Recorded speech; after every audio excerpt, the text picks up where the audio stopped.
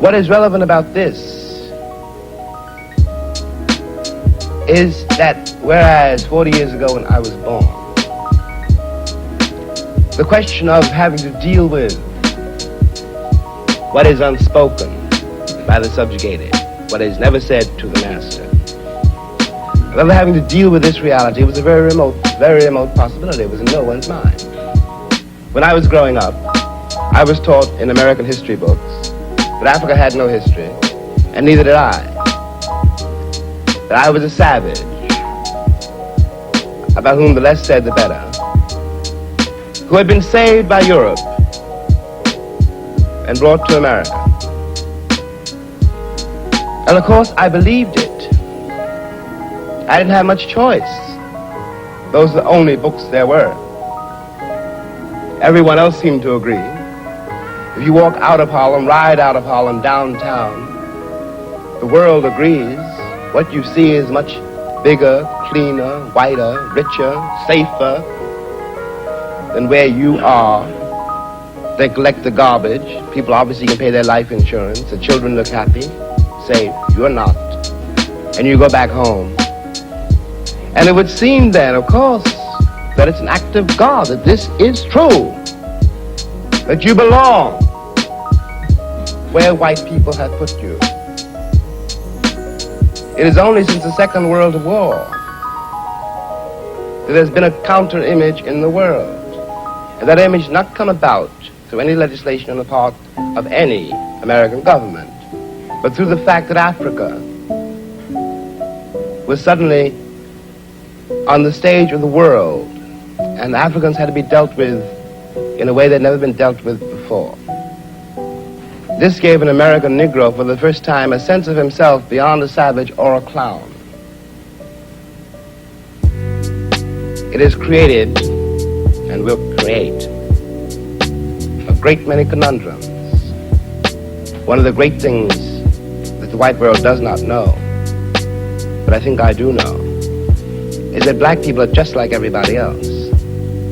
One has used the myth of Negro and the myth of color to pretend and to assume that you are dealing essentially with something exotic, bizarre, and practically, according to human laws, unknown.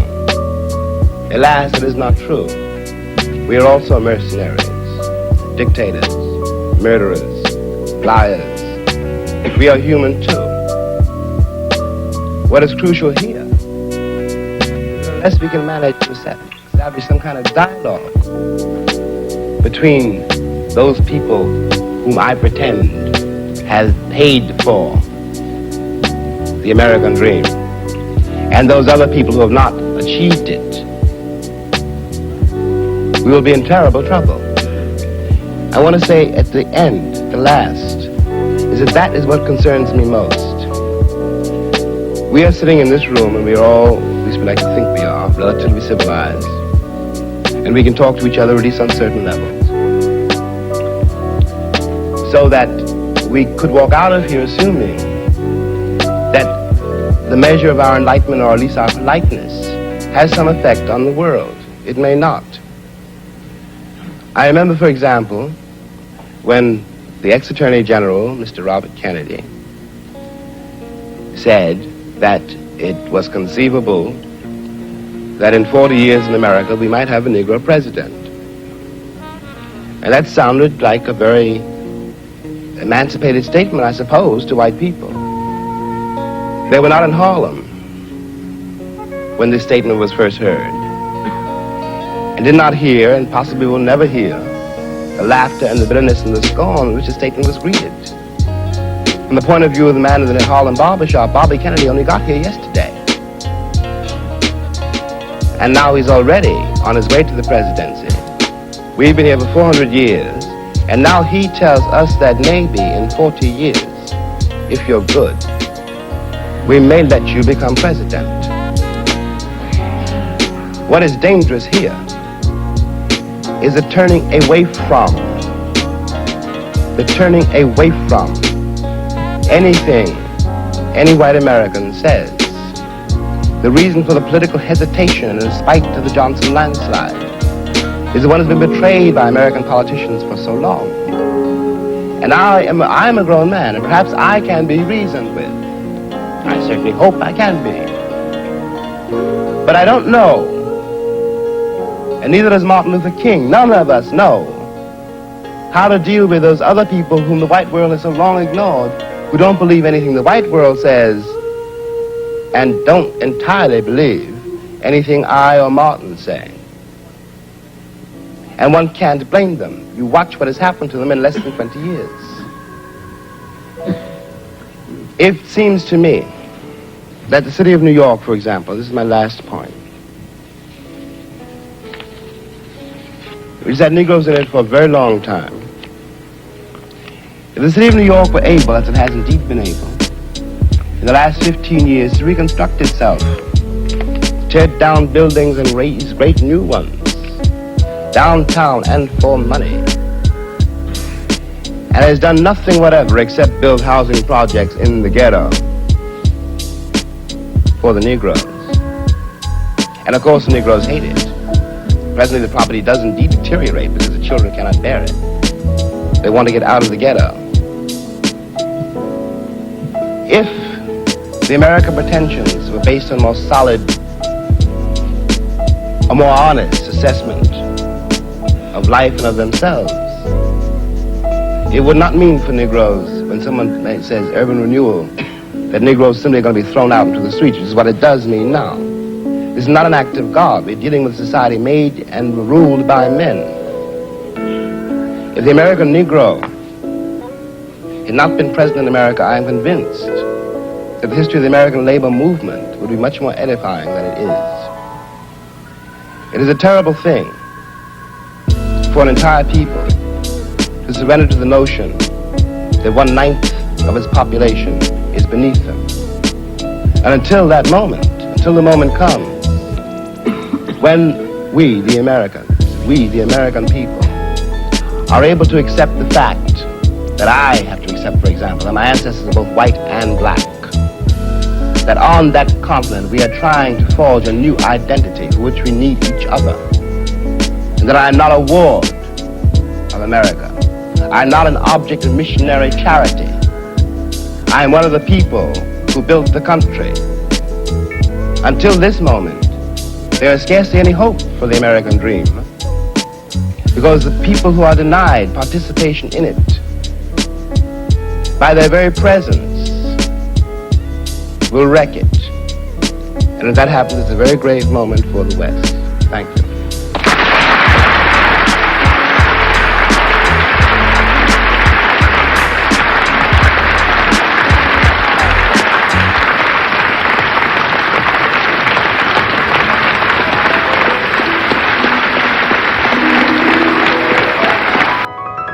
Well then, you are not hopeful about integration in the southern United States, even if it comes, am I right? It is not quite what I mean. Let me put it another way, all right? In the first place, it is not a southern problem. It's a national problem. What is happening in New Orleans today began to happen over 100 years ago, when in effect the North, which was the government, having freed tens of thousands of illiterate black men, they made no provision for them, none whatever. None whatever. They were dumped on the body politic, and no one was responsible for them. And they were, of course, immediately political and industrial footballs for everybody. They were everybody's target. Because, after all, they had to go to school. Now, they got to go to school after Booker T. Washington in 1895. He was the architect, really, of the separate but equal principle. Said, in effect, said exactly that education will not make us different. Education will not give us any desire to become equal to you.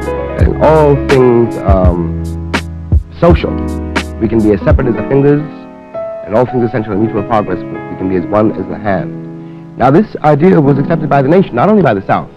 But the South refused to provide the Negroes with the kind of educational facilities that the North more or less made available to them. No, this is not true either. I'm afraid that is not the way it happened. That's not the way it happened. What happened is the Negro education began, and really began in the South, and is still very largely located there. There are Negro universities in the South. There are very few Negro universities in the North, because the North is technically not segregated. But it is very difficult, on the other hand, to enter. I don't mean it's difficult because the law is against it, or any of these things. I mean that it's a complex of things. I grew up in Harlem. So naturally I went to Harlem schools. Had to go to Harlem schools. There were the only schools, in my neighborhood. You grow up, if you're an American Negro, no matter where you live in the country, you are living in a segregated community. The South has, all those things we know about the South, and in every great northern city has its ghetto.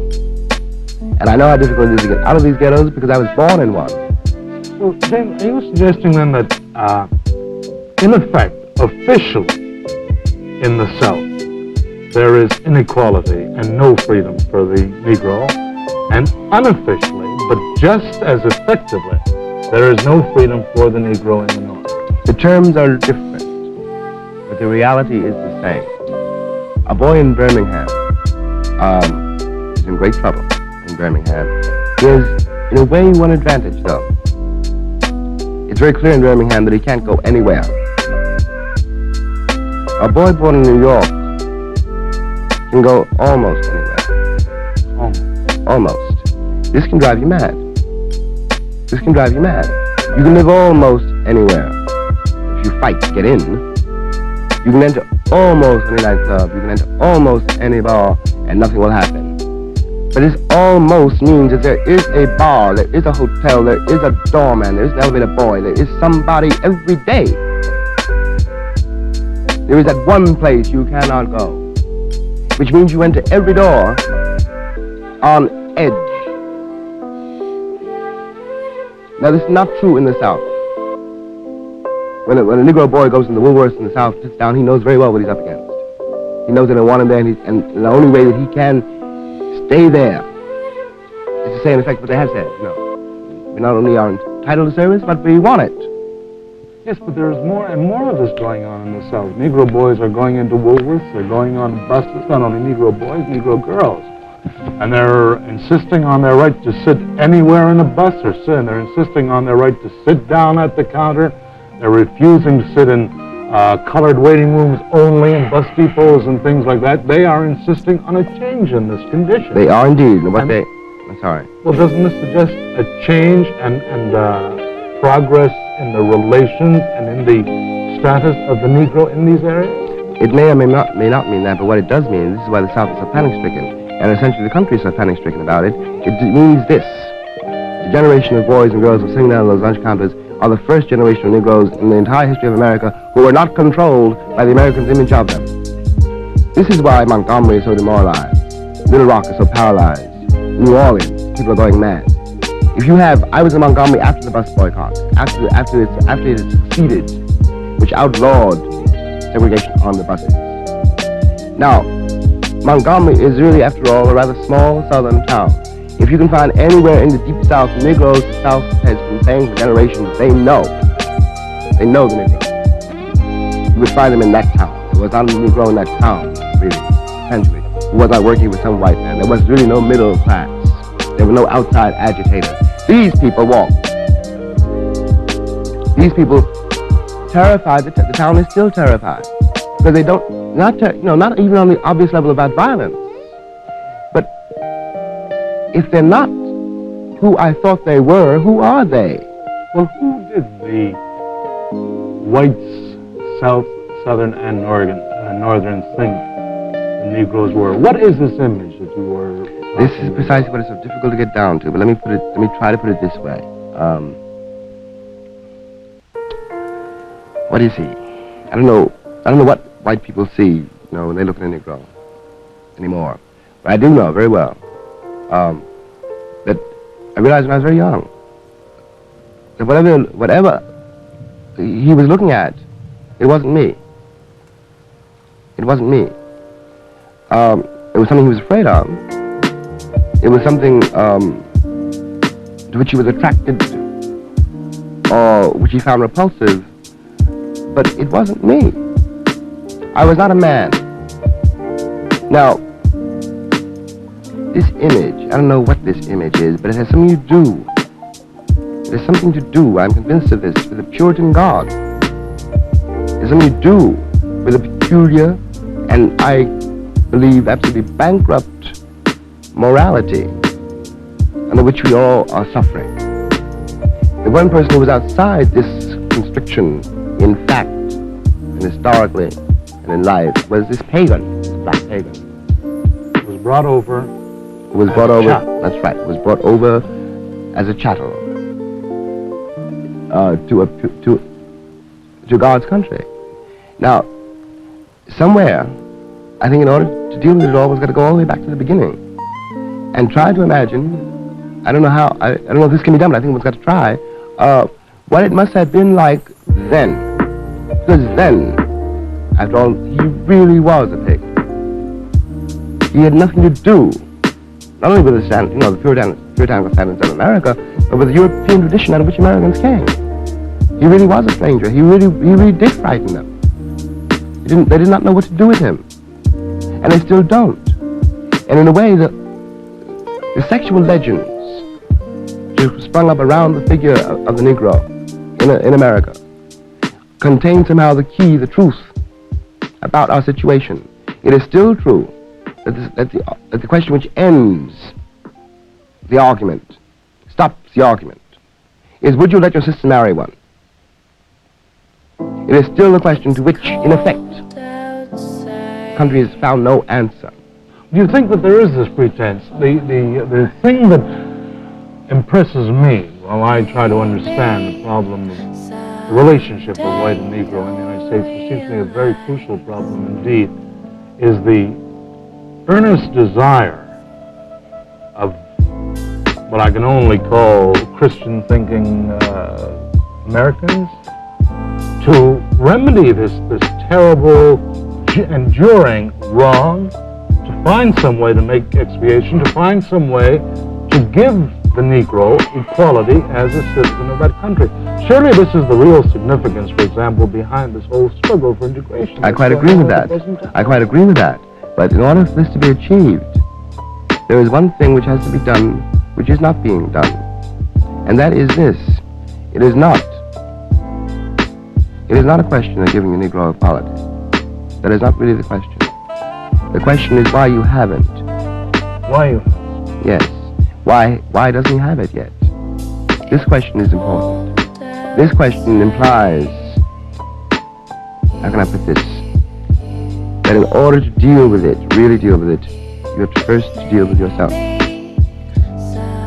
I know a great many very well-meaning and very admirable people who work, let us say, in settlement housing, all up and down, you know. Now, with very rare exceptions, they do not really make contact with the people they are trying to help, precisely because they think they are trying to help them. And the problem is more crucial and more subtle than that. A Negro boy dealing with a white school teacher doesn't want to be helped that way. He wants to be accepted. He has to be accepted as a boy, as a person. As a human being. That's right. Before anything can be done with him. He cannot be handled as a problem. There's not a question of giving the Negro equality. There's a question of making the country grow up.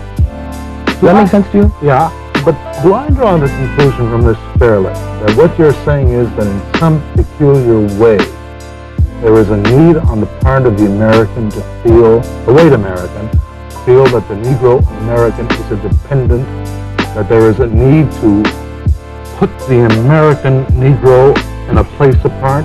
Mm-hmm. That is one of the things I mean. I also mean to imply something else.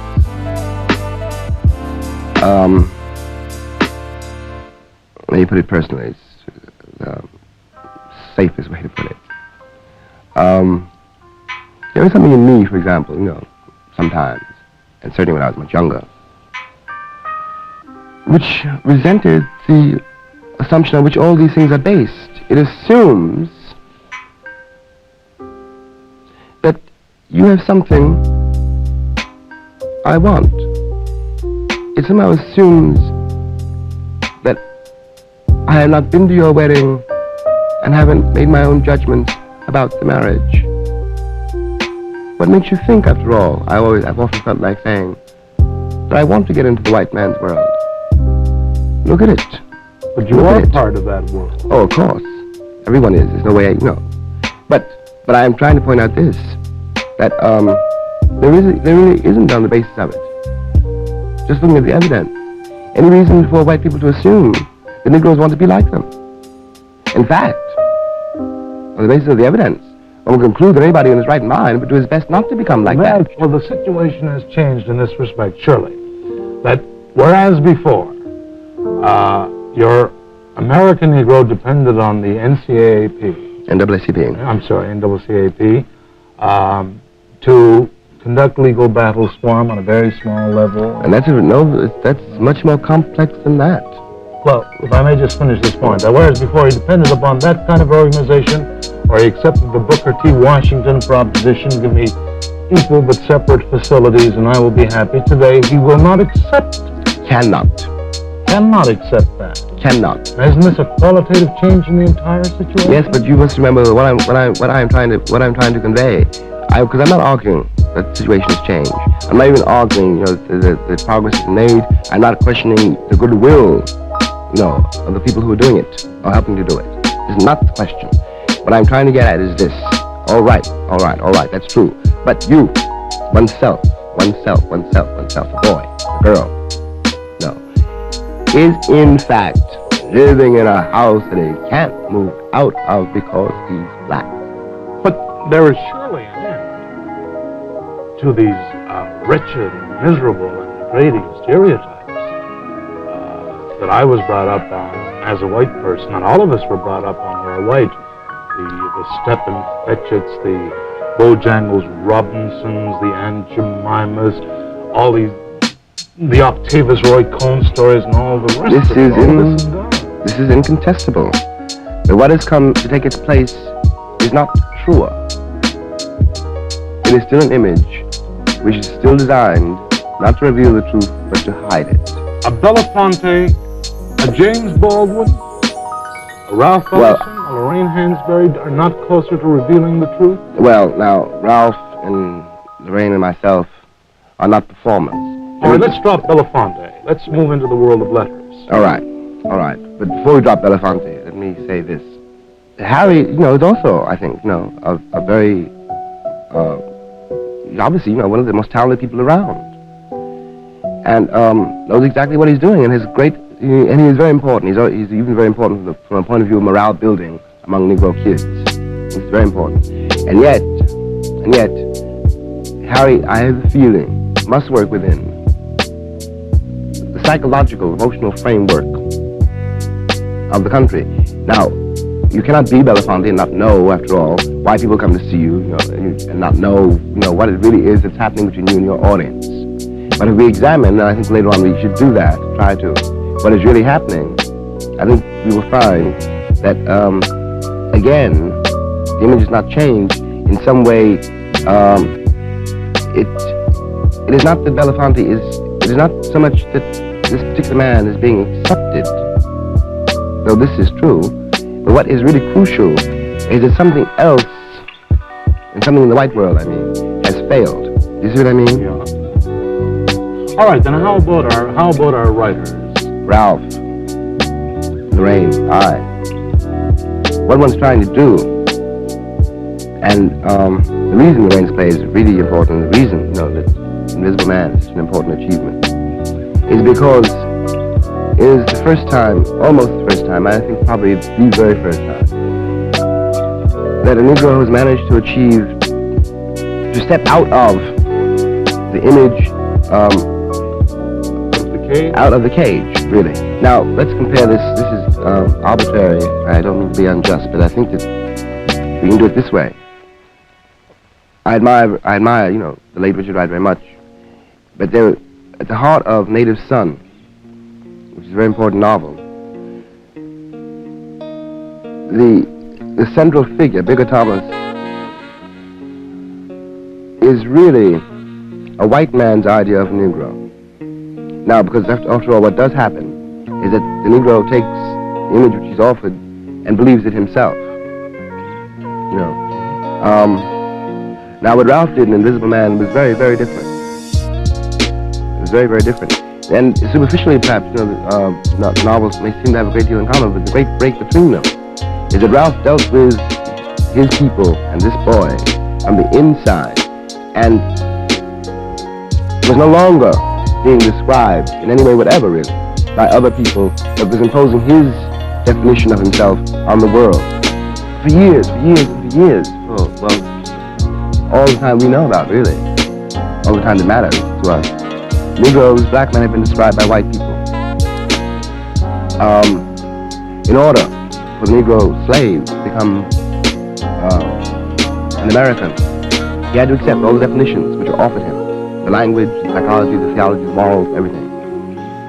He was defining himself in terms of someone else's definition. It is very important when the day comes, and instead of being defined by others, you are able to define yourself, and the threat, which is always what is felt by the people who have been describing you, is that if you can describe yourself, then you can describe them, and if you can describe them, what would you say? And in the case of the American Negro describing white people, one can see, I think, how great the panic might be. Well, what would I have to say about American liberalism? Yes, what would I really have to say about, if I were going to describe, I can't name names, so a hypothetical white liberal. Well, I know what he thinks he's doing, but what he's mainly doing is something which demands my tacit cooperation. I have to agree that I am what he says I am in order for us to have any dialogue at all. Now, if I don't agree that he is what he, I am what he thinks I am, then inevitably, one sees this once in the face of the people you're dealing with. It means that if I'm not what he takes me to be, that means I have a standard of judgment which is not his, which I may then be using to judge him. And which may cut the ground from under all the standards. All the other, yeah, exactly. Do you regard this as a distinct threat to the, what shall I call it, the sense of spiritual security? I think the Americans essentially, I don't think this, I know this. Yes, this is a threat to the American personality as it has so far been constituted. It's a threat to it is a threat to their definition of the world. It's a threat to the way what they think reality is. For example, this may seem extremely far-fetched, but let's think about this for a minute.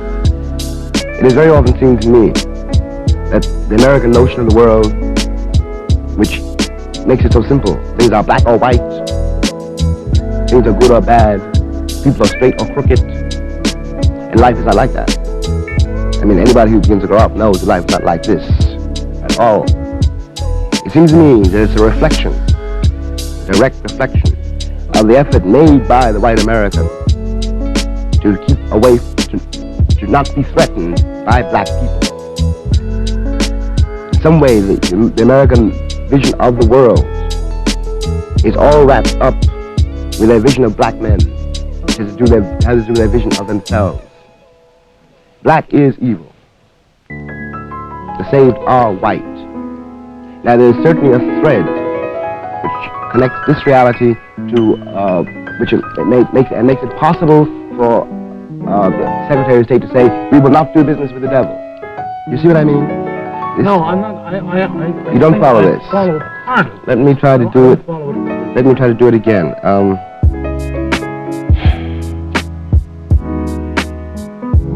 I was saying before that in a way black men were very useful to the American because in a country so absolutely undefined, so amorphous, where there were no limits, no height really, and no depth, there was one thing which one could be certain. One knew where one was by knowing where the Negro was. You knew that you were not on the bottom because the Negro was there. One knows what sin is in the same way. One knows what danger is in the same way. When I said this face is invested with all the vices and all the sanctities, which people are afraid, that is one of the things I meant. Now this implies a vision of oneself, it seems to me, and a vision of the world which doesn't stop at the American borders. It is also the way America deals with the world. And the world is much more complex than black or white. Let me ask you this question, Jim, because it seems to me we've been moving in the direction of it and then retreating at its implications. If such issues as the fight for desegregation and integration are mere manifestations of what is really a subterranean and basic conflict, how is this conflict going to be met? On what level is it going to be met? How is it going to be resolved? If all of these steps are mere incidental steps rather than essential ones. Now all of these steps, I don't think any of these steps can be called incidental. They're all essential. They are steps in this direction though. What has to happen? I think Martin Luther King, in some mysterious way, really knows what it is.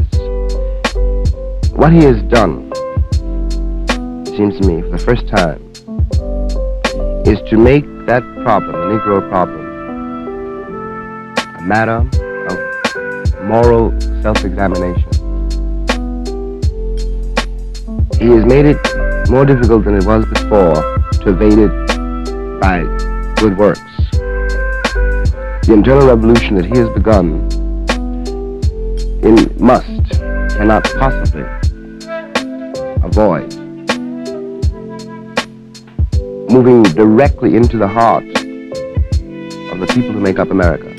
I mean that the problem will never be resolved until everybody in the country in some way, I know how impossible this sounds, however, this is what has to happen, is somehow able to do without this crutch.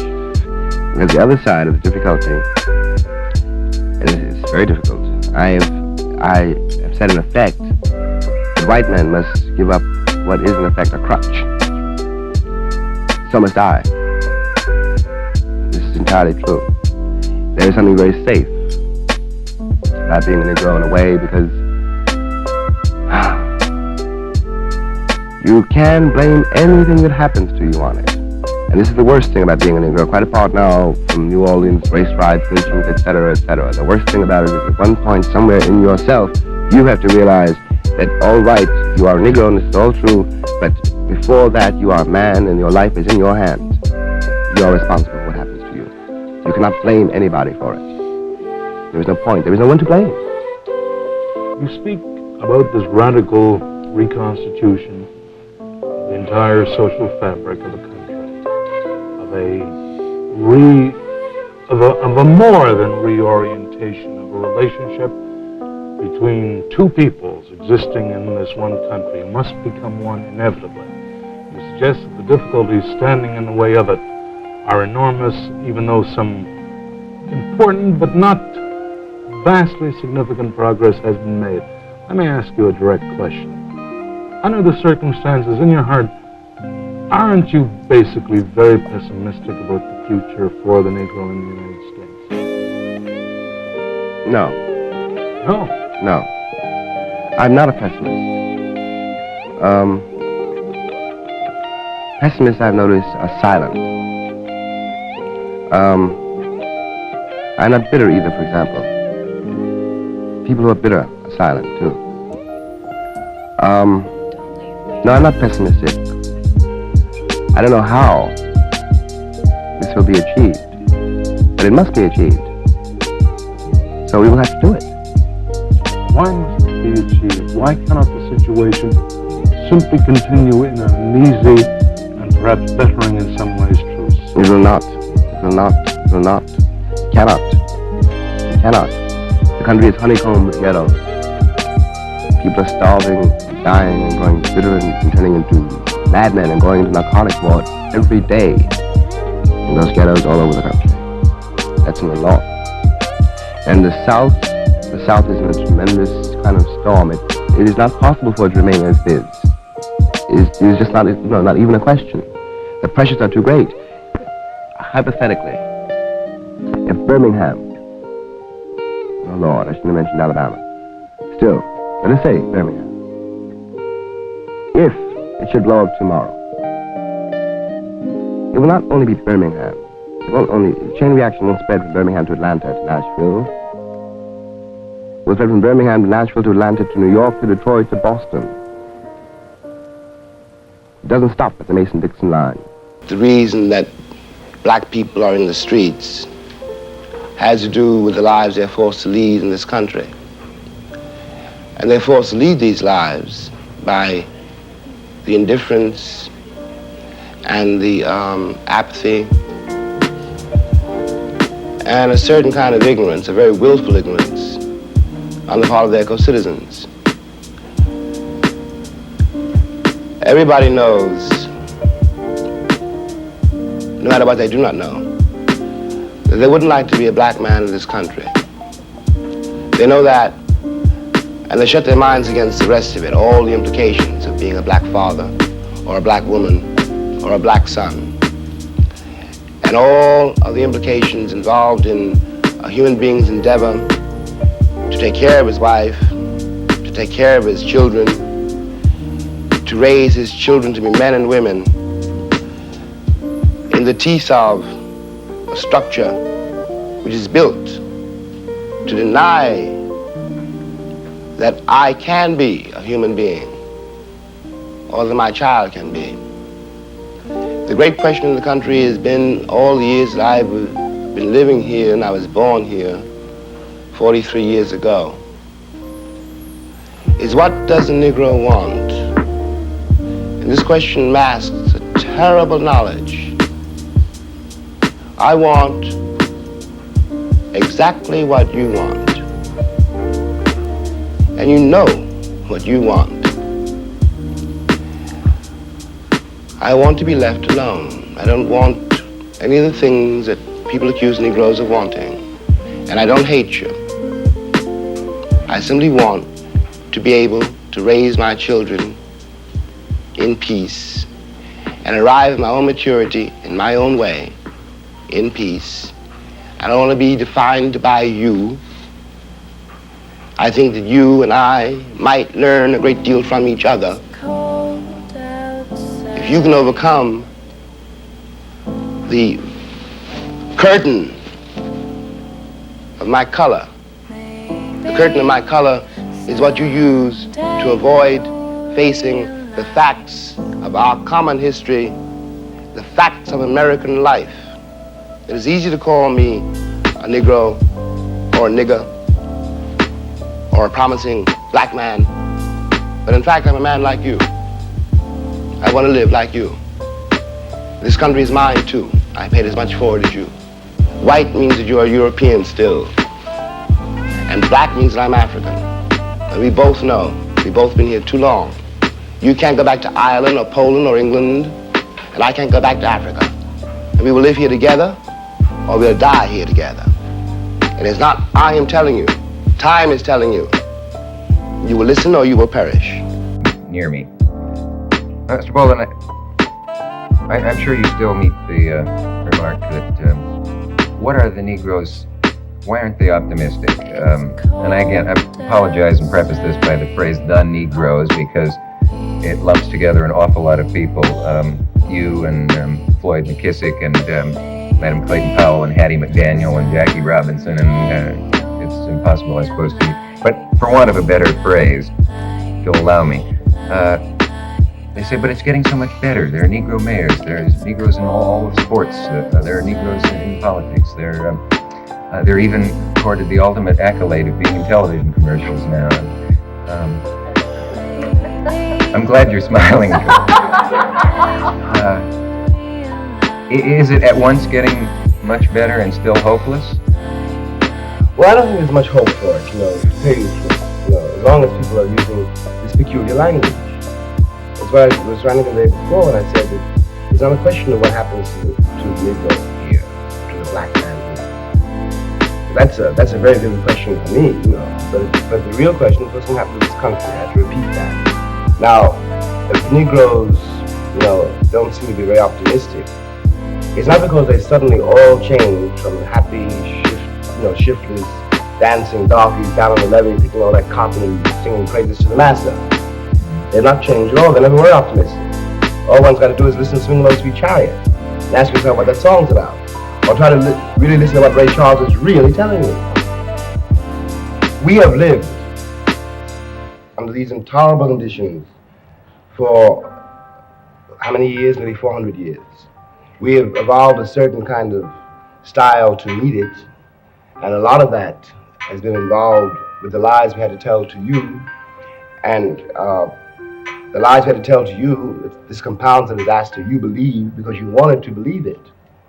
But obviously you knew, every white man knows, that he would not himself, lying track for nothing. He would not himself allow his child to be sold from him as though the child were a mule. He would not himself allow himself not to have the autonomy of his own house and his own woman. He would not himself pick all that cotton and carry it to market just because he loved white people. We all know that. And the word Negro in this country is designed finally to disguise the fact that one is talking about another man, a man like you, who wants what you want. And insofar as the American Republic wants to think there has been progress, they overlook one very simple thing. I don't want to be given anything by you. I just want you to leave me alone so I can do it myself. And it also overlooks another very important thing. Perhaps I don't think that this republic is the summit of human civilization. Perhaps I don't want to become like Ronald Reagan or like the president of General Motors. Perhaps I have another sense of life, which in fact my situation here has forced me to trust. And perhaps I know more about you and your institutions than you know about me. And perhaps I have a judgment on them. Perhaps I don't want what you think I want. And if there's nothing you can give me, perhaps there is something that I can give you. Where do you stand in relation to the Negro figures in the media who we see who frighten us the most, and maybe some of you the most, the ones who want to burn it down, demolish it, the ones who have totally given up? I assume you haven't totally given up. Well, I'm still alive, I'm still breathing, so as long as breath is in me, I will never give up. But if you think that Rap Brown, you're referring to Rap Stokely, or something new, I refer you back to an old song. No one even knows who wrote it. And it's supposed to be spiritual, it's supposed to be about the Christian church, but it really is a slave revolt song. The man says, if I had my way, little children, great God, if I had my way, I'd tear this building down. It is not new for me. We've always felt that. It is new for you. And if we were white, if we were Irish, if we were Jewish, if we were Poles, if we had, in fact, in your mind, a frame of reference, our heroes would be your heroes too. Nat Turner would be a hero for you instead of a threat. Malcolm X might still be alive. It is that you can face, in some ways, the discontent of white people. When they rise, they are heroes. And everyone is very proud of brave little Israel, a state against which I have nothing. I don't want to be misinterpreted. I'm not an anti-Semite. But when the Israelis pick up guns, or the Poles, or the Irish, or any white man in the world says, give me liberty or give me death, the entire white world applauds. When a black man says exactly the same thing, word for word, he is judged a criminal and treated like one, and everything possible is done to make an example of this bad nigger so there won't be any more like him. Now, you can do this if you like, until your party is over. But I know, after all, who my heroes are. And George Washington is not one of my heroes. Neither is Booker T. Washington. What the American Republic has always tried to do is to accommodate me into a system which is always meant to my death. They want me to become an accomplice to my own murder. That is what you really mean by integration. That's impressive. I don't understand it. that last sentence? Stokely Carmichael says, and he's quite right, integration is a euphemism for white supremacy. The truth is that we have been integrated since we got here. That is not what the battle is at all. If Negroes in this country arranged in every color in the heaven, from yours to mine, people even blacker than me, that gives away the history and tells us what happened. Or as an old black woman once put it to me, to sum it up, she said, white people don't hate black people. If they did, we'd all be black. But some of you got to thanks. I mean, you, the American Republic. We are your brothers, and you're disowned brothers and sons and sisters and daughters. You got to face that. There's a sense in which I don't think you answered my question. We'll be back in a moment. Stay with us. Mr. Baldwin, I guess what I meant by not answering my question was this. You get a kind of simple idea of what Stokely Carmichael and H. Brown mean, and it's maybe because we may not read their words in complete form, but we see them for a minute on the news, and they're yelling, get guns, burn, so forth. And all I was asking really was, are you more moderate than that in your present mood? And are they saying too much? Are they over making a point? Well, the point that they're trying to make cannot be understood. I'm much older than that, but I'm much older than Stokely. And to that extent, I can be called more moderate, I suppose. But on the other hand, the difficulty here is this. I can't, Martin Luther King said this too in another way. I can't really ask a black boy younger than, let's say, 20 years old, right? 17 years old, 25 years old. There are two things I can't ask him to do. I can't ask him to allow himself to live on the terms bequeathed him by the American white people of this country. I cannot ask him to allow the forces which rule this country to emasculate him. I cannot do that. I won't do that. I don't, on the other hand, want to, will not either, counsel a generation, to go out into the streets to die. But there is nothing in the evidence offered by the book of the American Republic which allows me really to argue with a cat who says to me, they needed us to pick the cotton, and now they don't need us anymore. Now they don't need us, they're going to kill us all off, just like they did the Indians. And I can't say it's a Christian nation. Your brothers will never do that to you because the record is too long and too bloody. That's all we have done. All your buried corpses now begin to speak. I can't depend on the American moral credit to save some of the people whom I love, because you don't have that moral credit. You told yourselves and us for all these years nothing but lies. Now I want you to understand something. I am not interested in making an accusation. I'm not even talking about the past. I'm talking about the present. This is not an accusation. It is a plea for the life of this country. Because no matter what I say, no matter what Martin said, the despair in the ghetto, the despair throughout the country accumulates with every hour, and people grow up much faster than you think they do. People are uptight about Stokely now because he said black power. No one is concerned about white power, which is now wiping out Southeast Asia. No one is concerned about the white power, which keeps my children in the ghetto, which does not educate my children, except to become inferiors. This is power.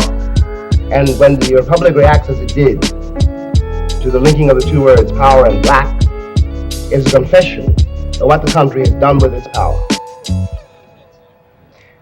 Have you ever thought that there might be a basis for prejudice against Negroes specifically that is maybe deeper than anything anybody has said yet. I don't mean that I'm about to say it, but I mean by this, is it possible that you always have to deal with the prejudice against Negroes separately from almost all other racial prejudices?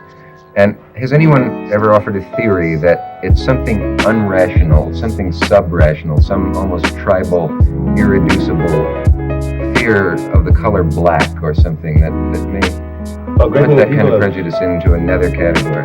Very many people have suggested that, but I'm not sure that I'm entirely by that. I'm not, I was lucky enough, or desperate enough, to live outside this country for a while. And I observed, that I walked down the streets of Paris or Stockholm or Istanbul with, Phyllis, for example. Nobody even noticed it. The only people I've noticed, the only people who really get uptight when they see a black boy working with a white girl, for example, are Americans. And I've seen this 1,000 times. I've seen it once. We walking down the street, she and I talking to each other, minding our own business. I'm walking down the street by myself, and here comes, somebody, with this girl. And something happens in his eyes, something happens in his face. I don't want this girl. I haven't even seen him. I don't care what they're doing. But something stiffens in him. Some trigger goes off in him. As I'm going to steal the girl. Well, it isn't because I'm black. It's because people pay for what they do. It's not because I want to steal his girl. He's uptight about me walking down the street, or uptight about Phyllis and me walking down the street. He's uptight because of some buried guilt. He knows what he's done. People always know. They pretend they don't, but they know. I don't want to rape, white women. But, I know how many of my women have been raped. And I know by whom, and so do you. Now, in fact, I don't think anything in the black ferment, the black revolution, really involves revenge or is vindictive at all. It is the white imagination, guilty white imagination, which makes this out of it, and this is this which paralyzes us in all our social activities. It's the reason why no one knows anything about the labor unions, the schools, the situation of people in the ghetto, nothing about the police, who are a very real menace to every black cat alive in this country. And no matter how many people say, you're being paranoid when you talk about police brutality, I know what I'm talking about. I survived those streets, those precinct basements, and I know that every black cat in this country knows what the policeman is really like. And furthermore, I'll tell you this: I know what he was like when I was really helpless. How many beatings I got, and I know what happens now because I'm not really helpless. But I know too that if I haven't got the presence of mind, to do whatever I have to do, he doesn't know that this is Jimmy Baldwin and not just some other nigga. He's gonna blow my head off just like he blows up everybody else's head. This is done with the will of the state. This cannot be overstated. It can happen to my mother in the morning, to my sister, to my brother. It's only now beginning to be born on you since it's happening to your heroes. What has happened all these years to us? For me, this has always been a violent country. There's never been a democracy.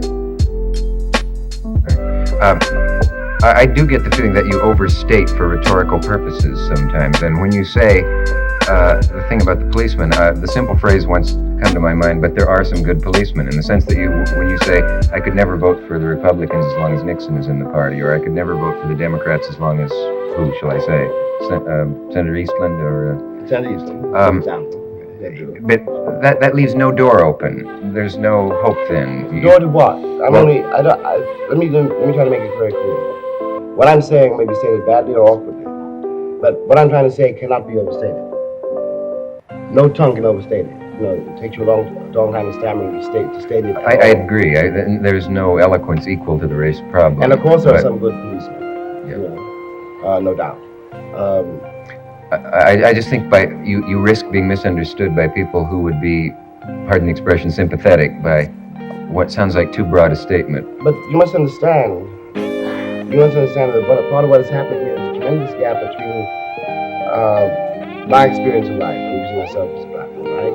And your experience of life as a white man, okay?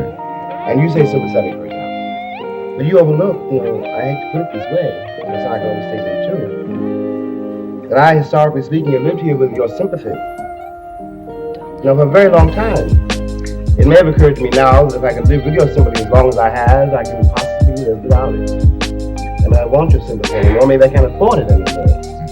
And I'm not talking about individual policemen. No doubt Nixon loves his children. I'm talking about the structure for which these people work. Policemen in the ghetto are not there.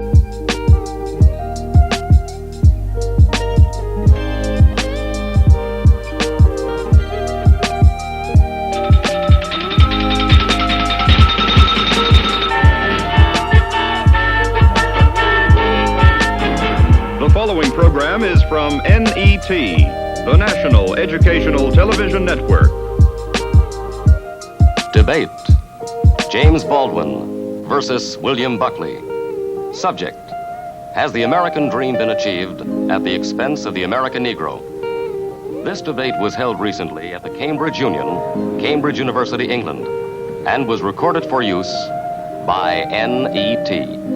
Here we are in the debating hall of the Cambridge Union.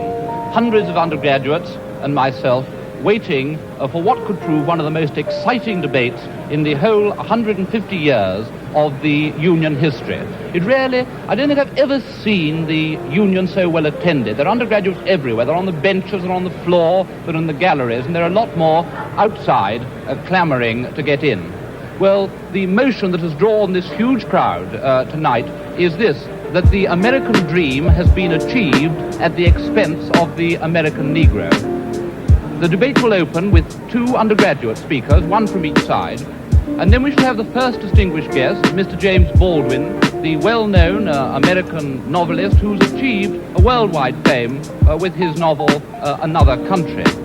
Then opposing the motion will be Mr. William Buckley, also an American, very well known as a conservative in the United States. I must stress, a conservative in the American sense, author of a book called Up from Liberalism, and editor of the National Review, one of the early supporters of Senator Goldwater.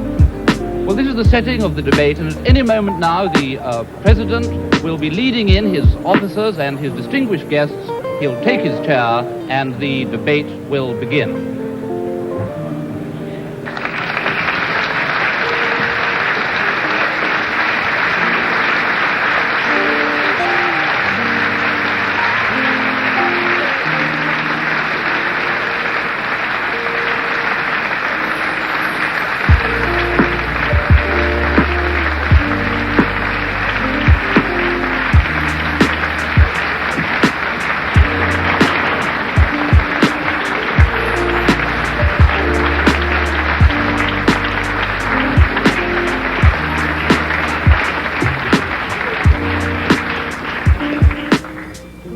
The motion before the House tonight is, the American dream is at the expense of the American Negro. We propose to Mr. David Haycock of Pembroke College, and our opposer Mr. Jeremy Burford of Emmanuel College. Mr. James Baldwin will speak third. Mr. William F. Buckley Jr. will speak fourth. Mr. Haycock is the ear of the House.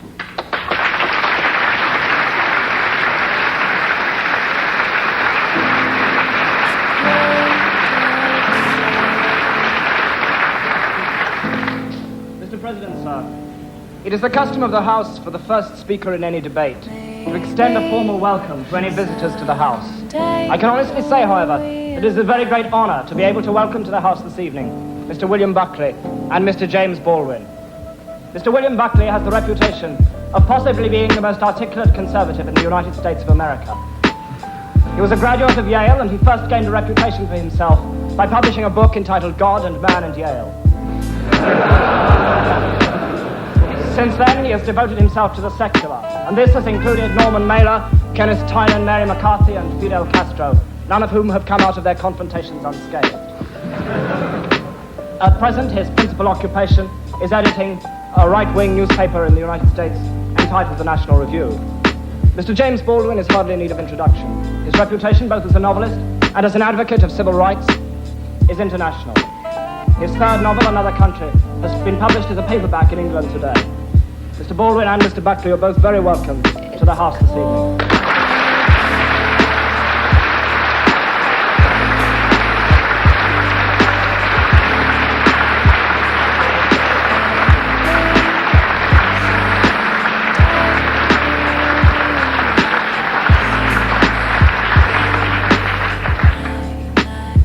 Imagine, Mr. President, a society which above all values freedom and equality. A society in which artificial barriers to fulfillment and achievement are unheard of. A society in which a man may begin his life as a rail splitter and end it as president. A society in which all men are free in every sense of the word. Free to live where they choose, free to work where they choose. Equal in the eyes of the law and every public authority, and equal in the eyes of their fellows. A society, in fact, in which intolerance and prejudice are meaningless terms. Imagine, however, Mr. President, that the condition of this utopia has been the persistent and quite deliberate exploitation of 1/9 of its inhabitants. That 1 man in 9 has been denied those rights which the rest of that society takes for granted. That 1 man in 9 does not have the chance for fulfillment or realization of his innate potentialities. That 1 man in 9 cannot promise his children a secure future and unlimited opportunities. Imagine this, Mr. President, and you have what is, in my opinion, the bitter reality of the American dream. A few weeks ago, Martin Luther King had to hold a non-violent demonstration in Selma, Alabama, in his drive to register Negro voters. By the end of the week of his demonstrations, he was able to write quite accurately, in a national fundraising letter from Selma, Alabama jail, "There are more Negroes in prison with me than there are on the voting rolls." When King wrote that letter, 335 out of 32,700 Negroes in Dallas had the vote, 1% of the Dallas population. After a mass march to the courthouse, 237 Negroes, King among them, were arrested. The following day, 470 children who had deserted their classrooms to protest against King's arrest were charged with juvenile delinquency. 36 adults on the same day were charged with contempt of court for picketing the courthouse while State Circuit Court was in session. On the following day, 111 people were arrested on the same charge, despite their claim that they merely wanted to see the voting registrar. 400 students were arrested and taken to the armory, where many of them spent the night on a cold cement floor. The following day, the demonstration spread to Marion, Alabama. In Marion, Negroes outnumber whites by 11,500 to 6,000 people, and yet only 300 are registered to vote. Negroes in Marion were anxious to test the public accommodation section of the civil rights law. They entered a drugstore, and there they were served with Coca-Cola laced with salt, and were told that hamburgers had risen to $5 each. After the arrest of 15 Negroes for protesting against this treatment, 700 Negroes boycotted their classes next day and marched in orderly fashion to the jail. There they sang civil rights songs until they were warned by a state trooper that they would be arrested if they sang one more song. Of course, they sang another song, and of course, all 700 were arrested. American society has felt fit to use Negro labor. It has felt fit to use the blood of the Negro in 2 world wars. It has felt fit to listen to his music. It has felt fit to laugh at his jokes. And yet, as far as I am concerned, it has never felt fit to give the American Negro a fair deal. And for this reason, Mr. President, I would beg leave to propose the motion that the American dream is at the expense of the American Negro.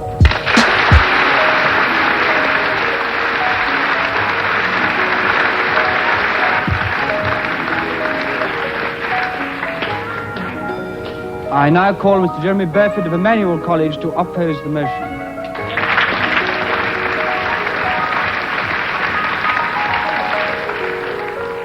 Now I have Mr. Jeremy Burford of Emmanuel College, who is the first undergraduate opposing the motion. James Baldwin is well known as one of the most vivid and articulate writers about the Negro problem in America.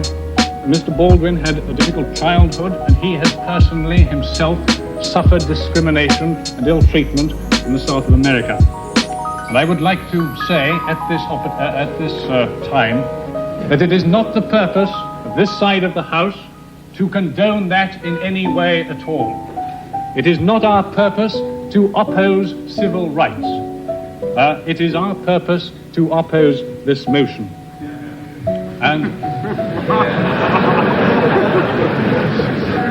thank you, sir. Come and collect your fee afterwards.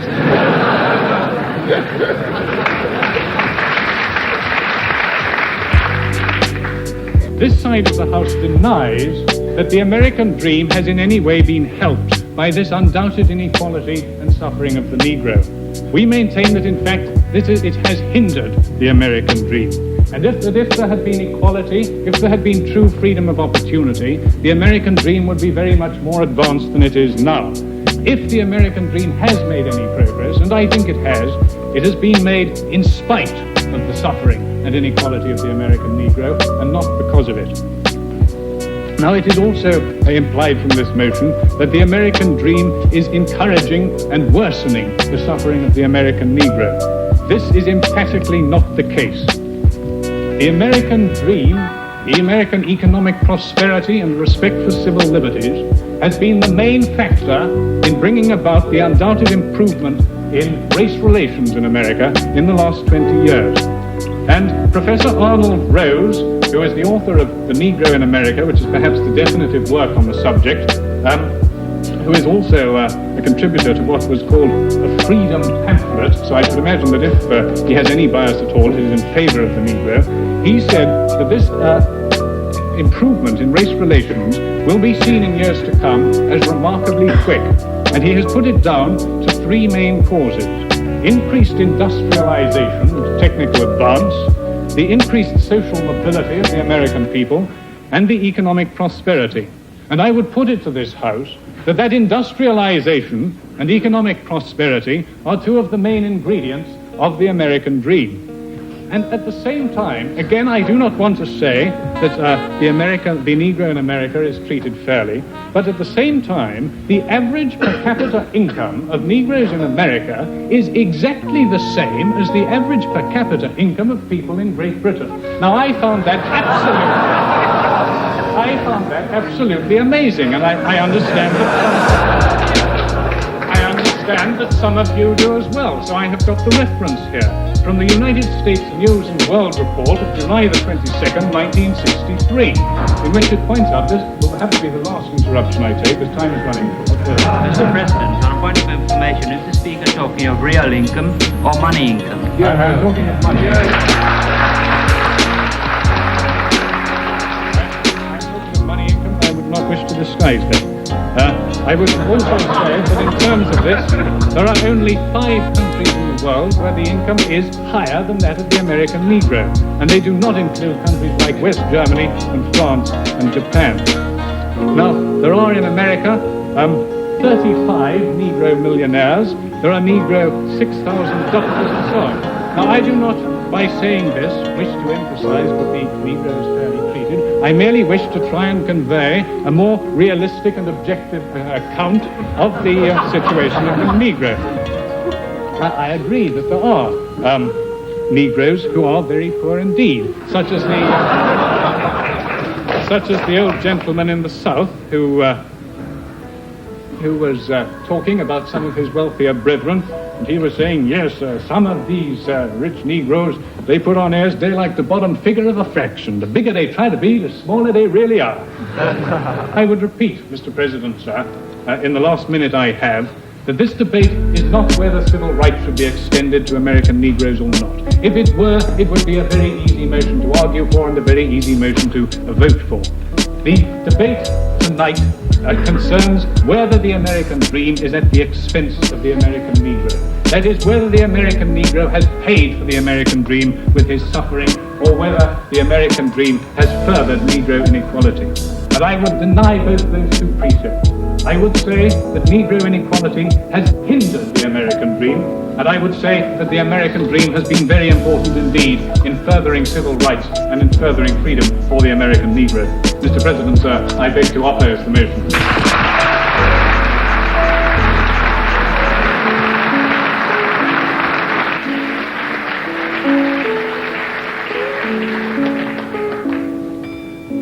It is now with very great pleasure and a very great sense of honour that I call Mr. James Baldwin to speak third to this motion.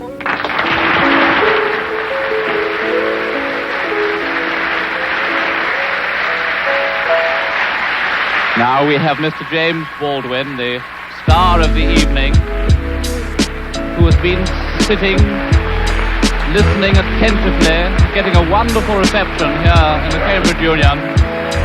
Tremendous enthusiasm from all sides of the House for Mr. Baldwin, who has been listening to the arguments. Now we'll bring the voice of actual experience to the debate. Good evening.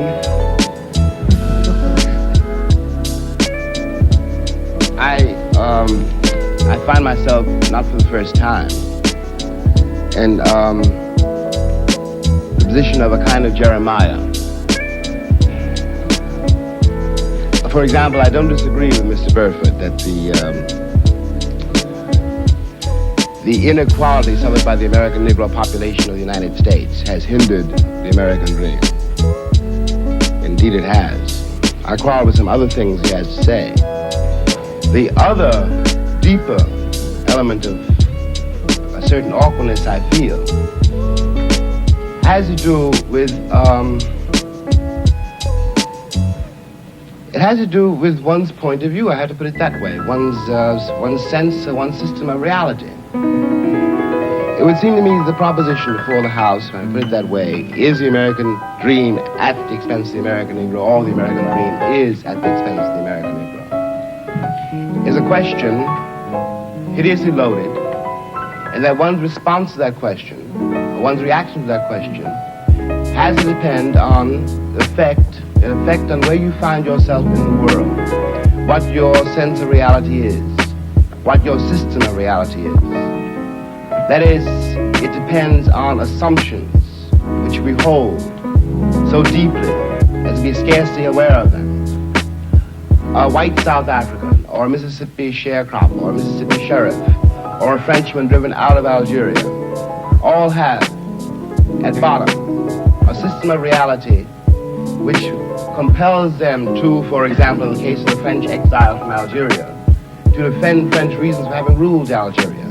The Mississippi or the Alabama sheriff, who really does believe when he's facing a Negro boy or girl, that this woman, this man, this child, must be insane to attack the system to which he owes his entire identity. Of course, for such a person, the proposition of which we're trying to discuss here tonight does not exist. And on the other hand, I have to speak as one of the people who've been most attacked by what we must now here call the Western or the European system of reality. What white people in the world, the doctrine of white supremacy, I hate to say it here, comes from Europe. That's how it got to America.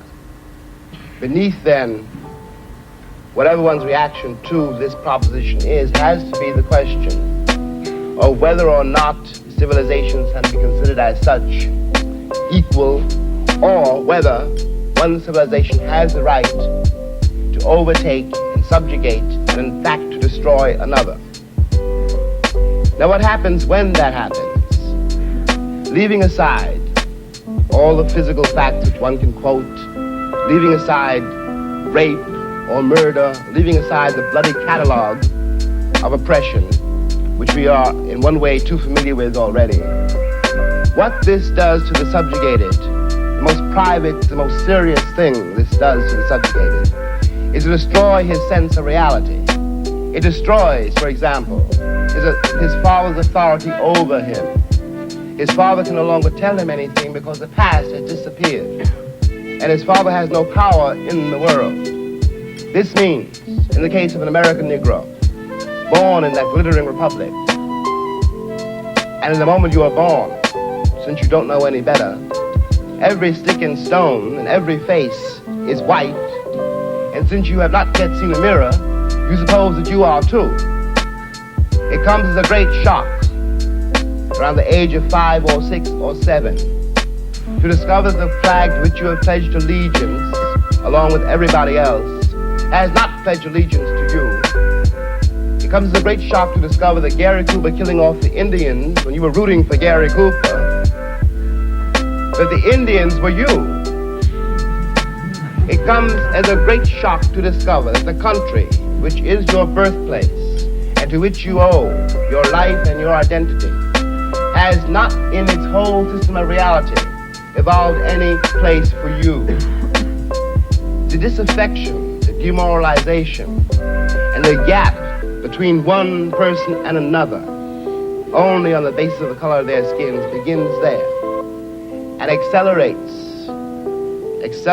throughout a whole lifetime, so that presently you realize you're 30, and are having a terrible time managing to trust your countrymen. By the time you are 30, you have been through a certain kind of mill. And the most serious effect of the mill you've been through is again not the catalog of disaster. The policemen, the taxi drivers, the waiters, the landlady, the landlord, the banks, the insurance companies, the millions of details, 24 hours of every day, which spell out to you that you are a worthless human being. It is not that. It's by that time you've begun to see it happening in your daughter or your son or your niece or your nephew. You are 30 by now, and nothing you have done has helped you to escape the trap.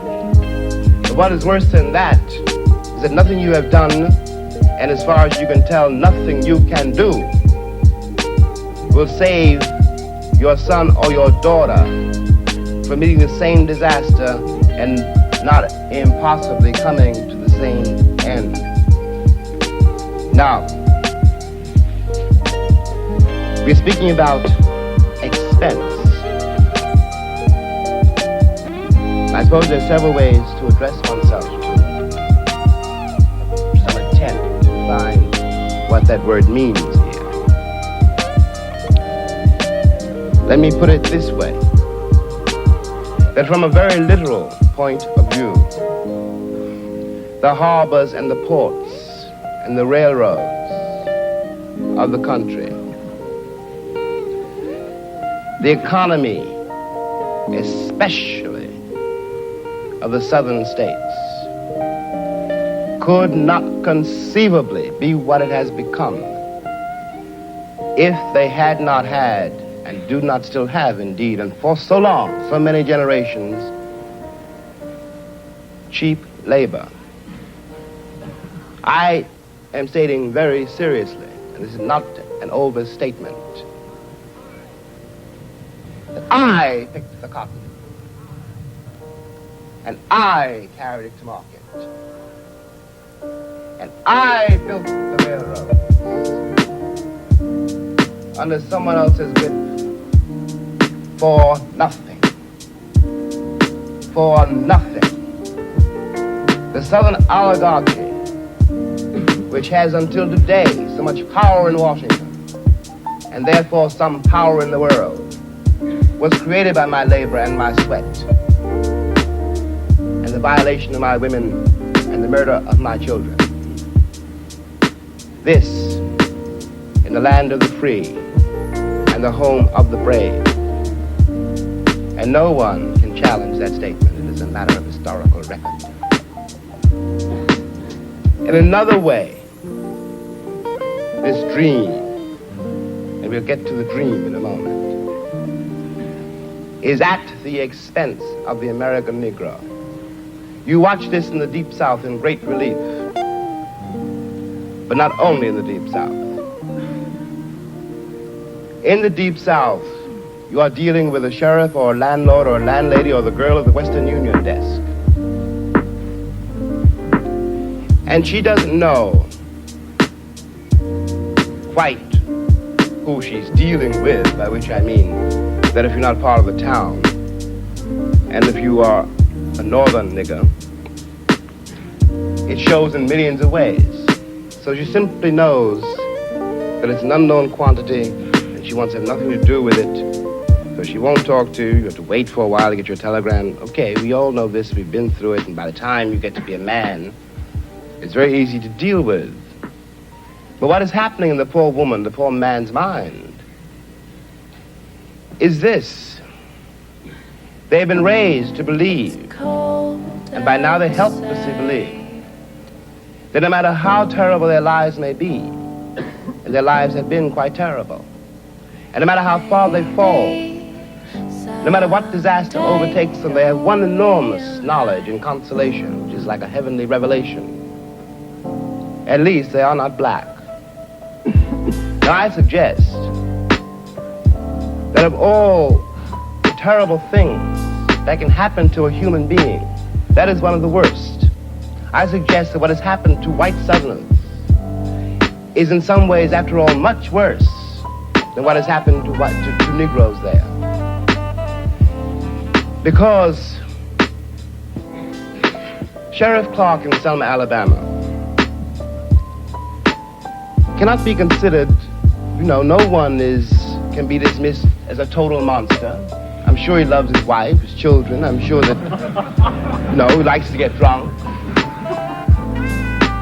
He's, after all, one's got to assume, and he is visibly a man like me.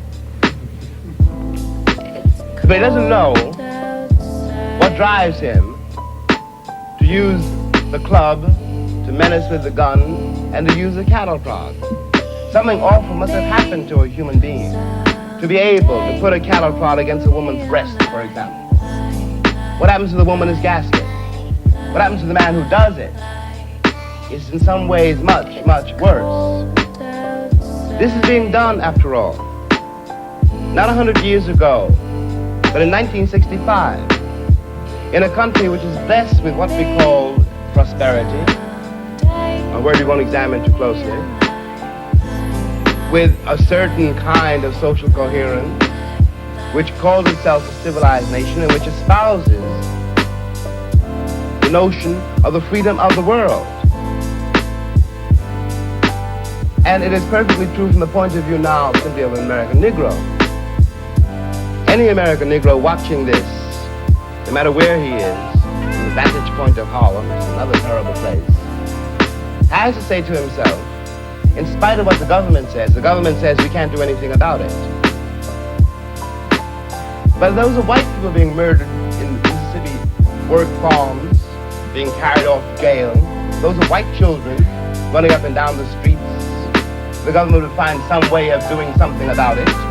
We have a civil rights bill now. We had an amendment, the 15th Amendment, nearly 100 years ago.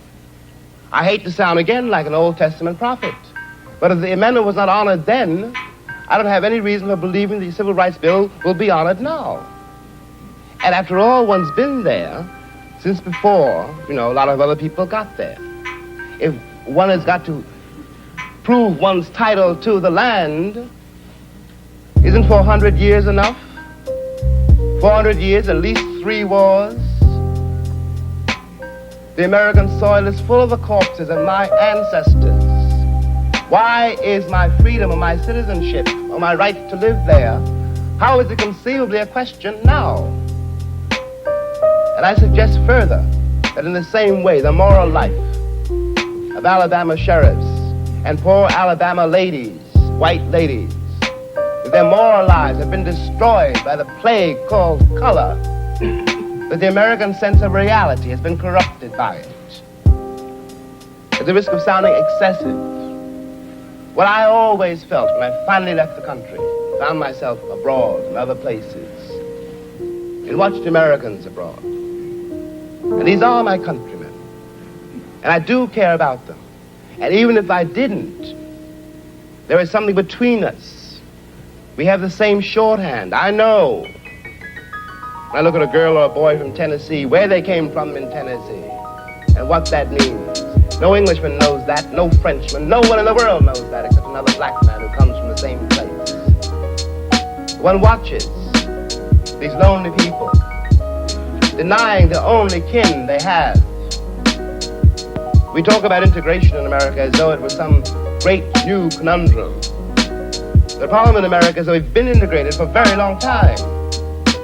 Put me next to any African, and you will see what I mean. And my grandmother was not a rapist. What we are not facing is the results of what we've done. What one begs the American people to do for all our sakes is simply to accept our history. I was there not only as a slave, but also as a concubine. One knows the power, after all, which can be used against another person if you've got absolute power over that person. It seemed to me when I watched Americans in Europe that what they didn't know about Europeans was what they didn't know about me. They weren't trying, for example, to be nasty to the French girl or rude to the French waiter. They didn't know they hurt their feelings.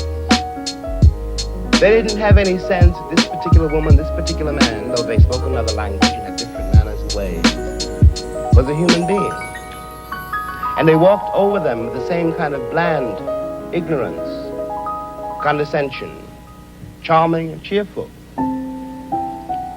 with which they'd always patted me on the head and called me shy, and were upset when I was upset. What is relevant about this is that whereas 40 years ago when I was born, the question of having to deal with what is unspoken by the subjugated, what is never said to the master, of ever having to deal with this reality was a very remote possibility. It was in no one's mind. When I was growing up, I was taught in American history books that Africa had no history, and neither did I. That I was a savage, about whom the less said the better, who had been saved by Europe and brought to America. And of course, I believed it. I didn't have much choice. Those are the only books there were. Everyone else seemed to agree. If you walk out of Harlem, ride out of Harlem, downtown, the world agrees. What you see is much bigger, cleaner, whiter, richer, safer than where you are. They collect the garbage. People obviously can pay their life insurance. The children look happy, safe. You're not. And you go back home.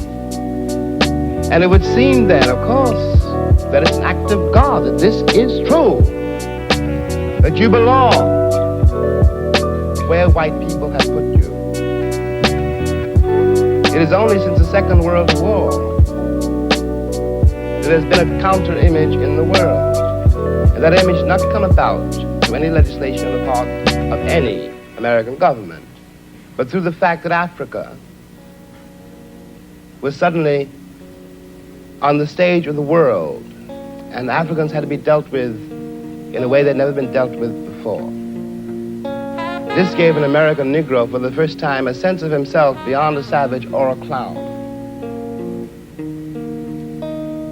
It has created, and will create, a great many conundrums. One of the great things that the white world does not know, but I think I do know, is that black people are just like everybody else. One has used the myth of Negro and the myth of color to pretend and to assume that you are dealing essentially with something exotic, bizarre, and practically, according to human laws, unknown. Alas, that is not true. We are also mercenaries, dictators, murderers, liars. And we are human too. What is crucial here? Unless we can manage to establish some kind of dialogue between those people whom I pretend have paid for the American dream and those other people who have not achieved it, we will be in terrible trouble. I want to say at the end, the last, is that is what concerns me most. We are sitting in this room and we are all, at least we like to think we are, relatively civilized. And we can talk to each other at least on certain levels.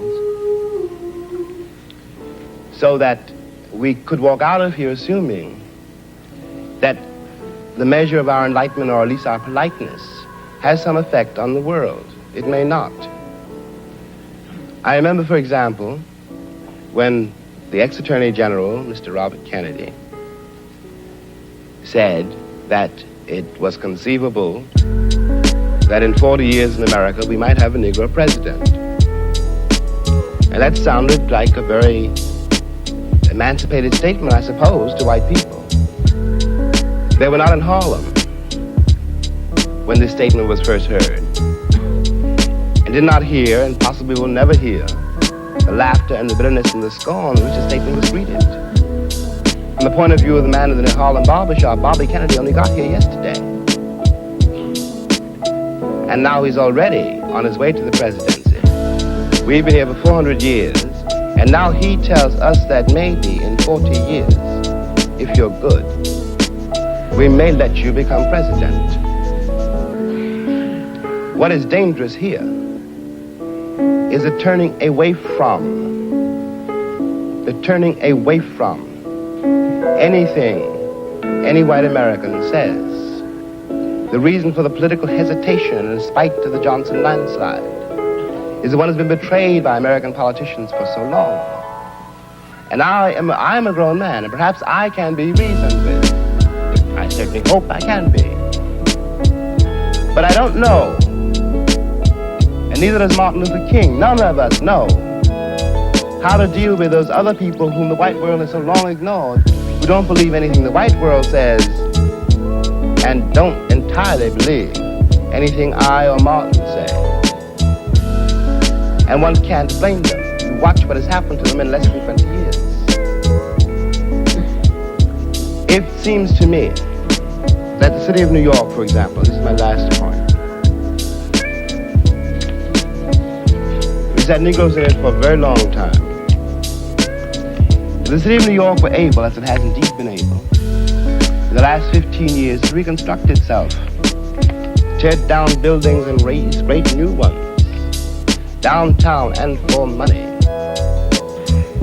and has done nothing whatever except build housing projects in the ghetto for the Negroes. And of course the Negroes hate it. Presently the property does indeed deteriorate because the children cannot bear it. They want to get out of the ghetto. If the American pretensions were based on a more solid, a more honest assessment of life and of themselves, it would not mean for Negroes, when someone says urban renewal, that Negroes simply are going to be thrown out into the streets, which is what it does mean now. It's not an act of God. We're dealing with a society made and ruled by men. If the American Negro had not been present in America, I am convinced that the history of the American labor movement would be much more edifying than it is. It is a terrible thing for an entire people to surrender to the notion that 1/9 of its population is beneath them. And until that moment, until the moment comes when we, the American people, are able to accept the fact that I have to accept, for example, that my ancestors are both white and black, that on that continent we are trying to forge a new identity for which we need each other, and that I am not a ward of America. I am not an object of missionary charity. I am one of the people who built the country. Until this moment, there is scarcely any hope for the American dream, because the people who are denied participation in it, by their very presence, will wreck it. And if that happens, it's a very grave moment for the West. Thank you.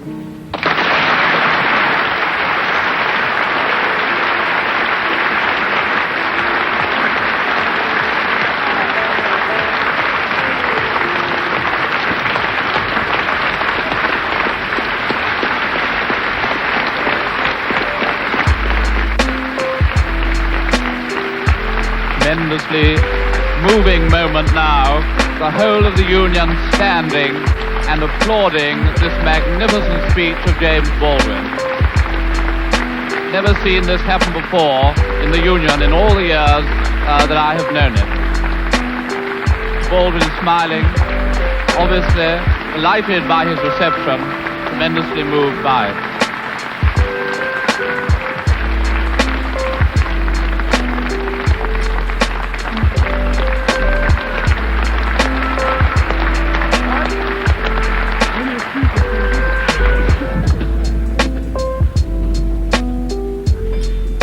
I am now very grateful and very pleased to be able to call on Mr. William F. Buckley, Jr. to speak forth to this motion.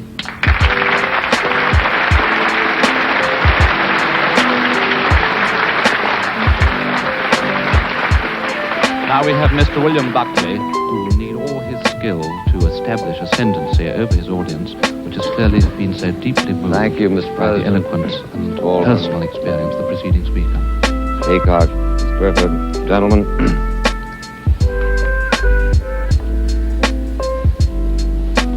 It seems to me that of all the indictments Mr. Baldwin has made of America,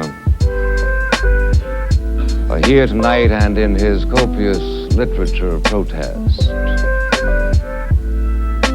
the one that is most striking involves, in effect, the refusal of the American community to treat him other than as a Negro. The American community has refused to do this. The American community, almost everywhere he goes, treats him with the kind of unction, the kind of satisfaction at posturing carefully for his flagellations of our civilization, that indeed, quite properly, commands the contempt which he so eloquently showers upon us. It is impossible, in my judgment, to deal with the indictment of Mr. Baldwin unless one is prepared to deal with him as a white man. Unless one is prepared to say to him, the fact that your skin is black is utterly irrelevant to the arguments that you raise. The fact that you sit here, as is your rhetorical device, and lay the entire weight of the Negro ordeal on your own shoulders, is irrelevant to the argument that we are here to discuss. The gravamen of Mr. Baldwin's charges against America are not so much that our civilization has failed him and his people, that our ideals are insufficient, but that we have no ideals, that our ideals rather are some sort of a superficial coating which we come up with at any given moment in order to justify whatever commercial and noxious experiment we are engaged in. Thus, Mr. Baldwin can write his book, The Fire Next Time, in which he threatens America. He didn't, in writing that book, speak with the British accents that he used exclusively tonight, in which he threatened America with the necessity for us to jettison our entire civilization. The only thing that the white man has that the Negro should want, he said, is power. And he is treated from coast to coast in the United States with a kind of unctuous doesn't choose to give way. The interrupter must, and he has done. The interrupter is now set down. Goes beyond anything that was ever expected from the most servile Negro creature by a Southern family. I propose to pay him the honor this night of saying to him, Mr. Baldwin, I am going to speak to you without any reference whatever to those surrounding protections which you are used to in virtue of the fact that you are a Negro. And here we need to ask the question, what in fact shall we do about it, Mr. President? What shall we in America try to do, for instance, to eliminate those psychic humiliations which I join Mr. Baldwin in believing are the very worst aspects of this discrimination? You found it a source of considerable mirth to laugh away the statistics of my colleague, Mr. Burford. I don't think they are insignificant. They are certainly not insignificant in a world which attaches a considerable importance to material progress. It is, in fact, the case that 7/10 of the white income of the United States is equal to the income that is made by the average Negro. I don't think this is an irrelevant statistic, ladies and gentlemen. It takes a capitalization of $15,000, $16,000, $17,000 per job in the United States. This is a capitalization that was not created exclusively as a result of Negro travail. My great-grandparents worked too. Presumably yours worked also. I don't know of anything that has ever been created without the expense of something. All of you who hope for a diploma here are going to do that at the expense of a considerable amount of effort. And I would thank you, please not to belie the fact that a considerable amount of effort went into the production of a system which grants a greater degree of material well-being to the American Negro than that is enjoyed by 95% of the other peoples of the human race. But even so, to the extent that your withering laughter suggested here that you found this a contemptible observation, I agree. I don't think it matters that there are 35 millionaires among the Negro community. If there were 20 million millionaires among the Negro community of the United States, I would still agree with you that we have a dastardly situation.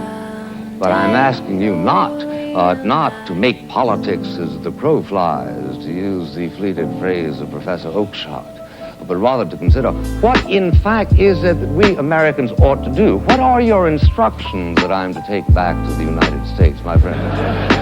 I want to know what it is that we should do, and especially I want to know whether it is time, in fact, to abandon the American dream as it has been defined by Mr. Haycock and Mr. Burford. What, in fact, is it that we ought to do, for instance, to avoid two humiliations mentioned by Mr. Baldwin as being a part of his own experience during his lifetime. At the age of 12, you will find on reading his book, he trespassed outside the ghetto of Harlem and was taken by the scruff of the neck by a policeman on 42nd Street and Madison Avenue and said, "Here, you nigger, go back to where you belong." 15, 20 years later, he goes in and asks for a Scotch whiskey at the airport at Chicago and is told by the white barman that he is obviously underage and under the circumstances cannot be served. I know from your faces that you share with me the feeling of compassion and the feeling of outrage that this kind of thing should have happened. What, in fact, are we going to do to this policeman? And what, in fact, are we going to do to this barman? How are we going to avoid the kind of humiliations that are perpetually visited on members of a minority race? Obviously, the first element is concern. We've got to care that it happens. We have got to do what we can to change the warp and woof of moral thought in society in such fashion as to try to make it happen less and less. Let me urge this point to you, which I can do with authority, my friends, the only thing that I can tonight. And that is to tell you that in the United States, there is a concern for the Negro problem. Now, if you get up to me and say,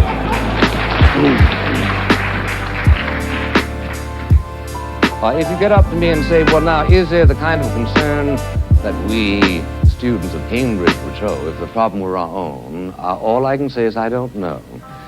It may very well be that there has been some sort of a sunburst of moral enlightenment that has hit this community, so as to make it predictable that if you were the governors of the United States, the situation would change overnight. I'm prepared to grant this as a form of courtesy, Mr. President. But meanwhile, I am saying to you that the engines of concern in the United States are working. The presence of Mr. Baldwin here tonight is in part a reflection of that concern. You cannot go to a university in the United States, a university in the United States presumably also governed by the Lord Spiritual, as you are, in which Mr. Baldwin is not the toast of the town. You cannot go to a university of the United States in which practically all other problems of public policy are preempted by the primary policy of concern for the Negro. I challenge you to name me another civilization, anytime, anywhere in the history of the world, in which the problems of a minority, which have been showing considerable material and political advancement, is as much a subject of dramatic concern as it is in the United States. Let me just say finally, ladies and gentlemen, this. There is no instant cure for the race problem in America. And anybody who tells you that there is a charlatan and ultimately a boring man. Boring precisely because he is then speaking in the kind of abstractions that do not relate to the human experience. The trouble in America where the Negro community is concerned is a very complicated one. I urge those of you who have an actual rather than a purely ideologized interest in the problem to read the book Beyond the Melting Pot by Professor Glaser, also co-author of The Lonely Crowd, a prominent Jewish intellectual, who points to the fact that the situation in America where the Negroes are concerned is extremely complex as a result of an unfortunate conjunction of two factors. One is the dreadful efforts to perpetuate discrimination by many individual American citizens as a result of their lack of that final and ultimate concern which some people are truly trying to agitate. The other is as a result of the failure of the Negro community itself to make certain exertions which were made by other minority groups during the American experience. If you can stand a statistic not of my own making, let me give you one which Professor Glaser considers as relevant. He says, for instance, in 1900, there were 3,500 Negro doctors in America. In 1960, there were 3,900, an increase in 400. Is this because there were no opportunities, as has been suggested by Mr. Haycock and also by Mr. Baldwin implicitly? No, says Professor Glaser. There are a great many medical schools who are by no means practice discrimination, who are anxious to receive and to train Negro doctors. There are scholarships available to put them through, but in fact that particular energy, which he remarks was so noticeable in the Jewish community and to a certain and lesser extent in the Italian-Irish community, for some reason is not there. We should focus on the necessity to animate this particular energy, but he comes to the conclusion, which strikes me as plausible, that the people who can best do it, who can do it most effectively, are Negroes themselves. Let me conclude by reminding you, ladies and gentlemen, that where the Negro is concerned, the dangers, as far as I can see at this moment, is that they will seek to reach out for some sort of radical solutions on the basis of which the true problem is obscured. They have done a great deal to focus on the fact of white discrimination against the Negroes. They have done a great deal to agitate a moral concern, but where, in fact, do they go now? They seem to be slipping, if you will read carefully, for instance, the words of Mr. Bayard Rustin, towards some sort of a Procrustean formulation which ends up less urging the advancement of the Negro than the regression of the white people. 14 times as many people in New York City born of Negroes are illegitimate as of whites. This is a problem. How shall we address it? By seeking out laws that encourage illegitimacy in white people? This, unfortunately, tends to be the rhetorical momentum that some of their arguments are taking. One thing you might do, Mr. Buckley, is let them vote in Mississippi. I agree. I agree.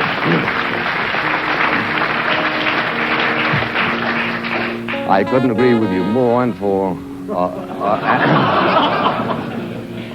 except lest I appear too ingratiating, which is hardly my objective here tonight.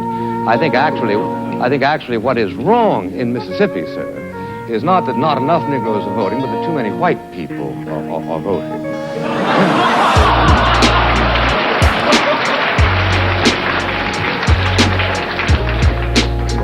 Booker T. Washington said that the important thing where Negroes are concerned is not that they hold public office, but that they be prepared to hold public office. Not that they vote, but that they be prepared to vote. What are we going to do with the Negroes? Having taught the Negroes in Mississippi to despise Barnett, Ross Barnett, shall we then teach them to emulate their cousins in Harlem and adore Adam Clayton Powell, Jr.? It is much more complicated, sir, than simply the question of giving them the vote. If I were myself a constituent of the community of Mississippi at this moment, what I would do is vote to lift the standards of the vote so as to disqualify 65% of the white people who are presently voting. Not simply to give the... I say then that what we need is a considerable amount of frankness that acknowledges that there are two sets of difficulties. The difficulties of the white person who acts as white people and brown people and black people do all over the world to protect their own vested interests, who have, as all of the races in the entire world have, and suffer from a kind of a racial narcissism which tends always to convert every contingency in such a way as to maximize their own power. That, yes, we must do. But we must also reach through to the Negro people and tell them that their best chances are in a mobile society. And the most mobile society in the world today, my friends, is the United States of America. The most mobile society of the United States in the world is the United States of America, and it is precisely that mobility which will give opportunities to the Negroes which they must be encouraged to take. But they must not, in the course of their ordeal, be encouraged to adopt the kind of cynicism, the kind of despair, the kind of iconoclasm that is urged upon them by Mr. Baldwin in his recent works. Because of one thing, I can tell you, I believe with absolute authority, that where the United States is concerned, if it ever becomes a confrontation between a continuation of our own sort of idealism, the private stock of which, granted, like most people in the world, we tend to lavish only every now and then on public enterprises, reserving it so often for our own irritations and pleasures. But the fundamental friend of the Negro people in the United States is the good nature, and is the generosity, and is the good wishes, is the decency, the fundamental decency that do lie at the reserves of the spirit of the American people. These must not be laughed at, and under no circumstances must they be laughed at, and under no circumstances must America be addressed and told that the only alternative to the status quo is to overthrow that civilization which we consider to be the faith of our fathers, the faith indeed of your fathers. This is what must animate whatever meliorism must come, because if it does finally come to a confrontation, a radical confrontation between giving up what we understand to be the best features of the American way of life, which at that level is indistinguishable so far as I can see from the European way of life, then we will fight the issue. And we will fight the issue not only in the Cambridge Union, but we will fight it as you were once recently called to do on beaches and on hills and on mountains and on landing grounds. And we will be convinced that just as you won the war against a particular threat to civilization, you were nevertheless waging a war in favor of and for the benefit of Germans, your own enemies, just as we are convinced that if it should ever come to that kind of a confrontation, our own determination to win the struggle will be a determination to wage a war not only for whites, but also for Negroes.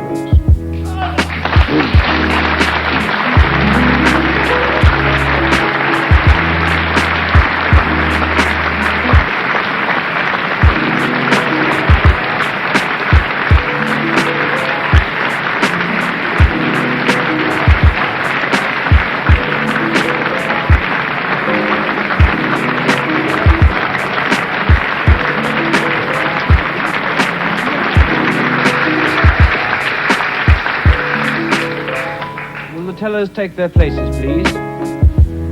They voted in favor of the motion being that the American dream is at the expense of the Negro. They voted in favor of that motion 544 persons and against 164 persons. The motion is therefore carried by 380 votes. I declare the House to stand adjourned.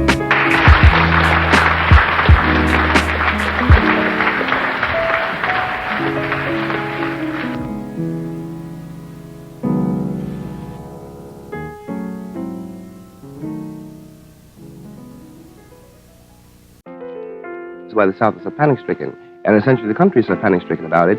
It means this: the generation of boys and girls who are sitting down on those lunch counters are the first generation of Negroes in the entire history of America who were not controlled by the Americans' image of them.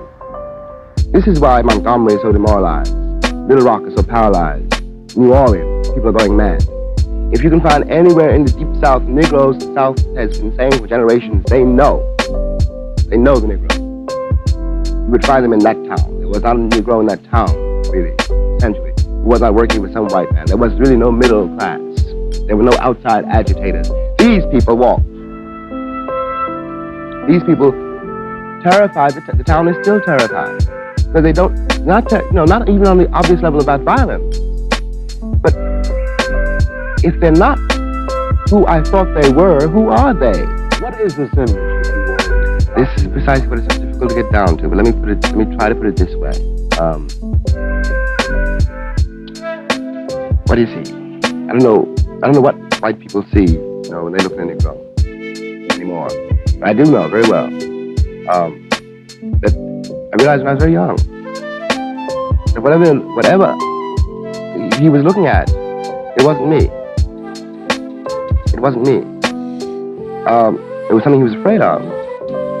It was something to which he was attracted or which he found repulsive. But it wasn't me. I was not a man. Now, this image, I don't know what this image is, but it has something to do. There's something to do, I'm convinced of this, with the Puritan God. There's something to do with a peculiar and I believe absolutely bankrupt morality under which we all are suffering. The one person who was outside this constriction, in fact, and historically, in life, was this pagan, black pagan. Was brought over. That's right. It was brought over as a chattel to God's country. It seems to me that it's a reflection, direct reflection, of the effort made by the white American to keep away, to not be threatened by black people. In some way, the American vision of the world is all wrapped up with their vision of black men, which has to do with their vision of themselves. Black is evil. The saved are white. Now, there is certainly a thread which connects this reality to, makes it possible for the Secretary of State to say, we will not do business with the devil. It is not a Southern problem. It's a national problem. What is happening in New Orleans today began to happen over 100 years ago, when in effect the North, which was the government, having freed tens of thousands of illiterate black men, they made no provision for them, none whatever. None whatever. They were dumped on the body politic, and no one was responsible for them. And they were, of course, immediately political and industrial football for everybody. They were everybody's target. And in a way, black men were very useful in the American, because in a country so absolutely undefined, so amorphous, where there were no limits, no height really, and no depth, there was one thing of which one could be certain. One knew where one was by knowing where the Negro was. You knew that you were not on the bottom because the Negro was there. You knew, one knows what sin is in the same way. One knows what danger is in the same way. Now, this implies a vision of oneself, it seems to me, and a vision of the world which doesn't stop at the American borders. It is also the way America deals with the world. It must, cannot possibly avoid moving directly into the heart of the people who make up America. I mean that the problem will never be resolved until everybody in the country, in some way, I know how impossible this sounds, however, this is what has to happen, is somehow able to do without this crutch. If I were going to describe, I can't name names, so a hypothetical white liberal. Well, I know what he thinks he's doing. But what he's mainly doing is something which demands my tacit cooperation. I have to agree that I am what he says I am. in order for us to have any dialogue at all. And if I don't agree, he is what I am what he thinks I am, then inevitably, one sees this once in the faces of the people you're dealing with. It means that if I'm not what he takes me to be, that means I have a standard of judgment which is not his, which I may then be using to judge him. And which may cut the ground from under all the standards. All the other, yeah, exactly. Do you regard this as a distinct threat to the, what shall I call it, the sense of spiritual security? I think the Americans essentially, I don't think this, I know this. Yes, this is a threat to the American personality as it has so far been constituted. It's a threat to it is a threat to their definition of the world. It's a threat to the way what they think reality is. And I also mean to imply something else.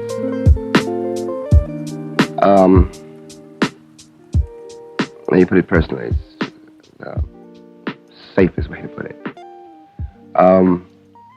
There was something in me, for example, sometimes, and certainly when I was much younger, which resented the assumption on which all these things are based. It assumes that you have something I want, that there really isn't on the basis of it. Just looking at the evidence. Any reason for white people to assume the Negroes want to be like them? It's very difficult. I have said in effect that white men must give up what is in effect a crutch. So must I. This is entirely true. There is something very safe about being a Negro in a way, because you can blame anything that happens to you on it. And this is the worst thing about being a Negro, quite apart now from New Orleans, race riots, lynchings, etc., etc. The worst thing about it is at one point somewhere in yourself, you have to realize that, all right, you are a Negro and this is all true, but before that you are a man and your life is in your hands. You are responsible for what happens to you. You cannot blame anybody for it. There is no point. There is no one to blame. He gave at the National Press Club in December 1986. His remarks were delivered just 11 months before his death from cancer.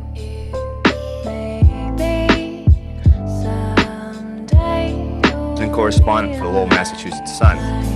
I'd like to welcome our members to this luncheon today, as well as their guests, and to those individuals listening to this broadcast live over the national public radio stations, 303 of them, or those who will be watching it later on one of the 2,300 cable systems affiliated with C-SPAN, Cable Satellite Public Affairs Network.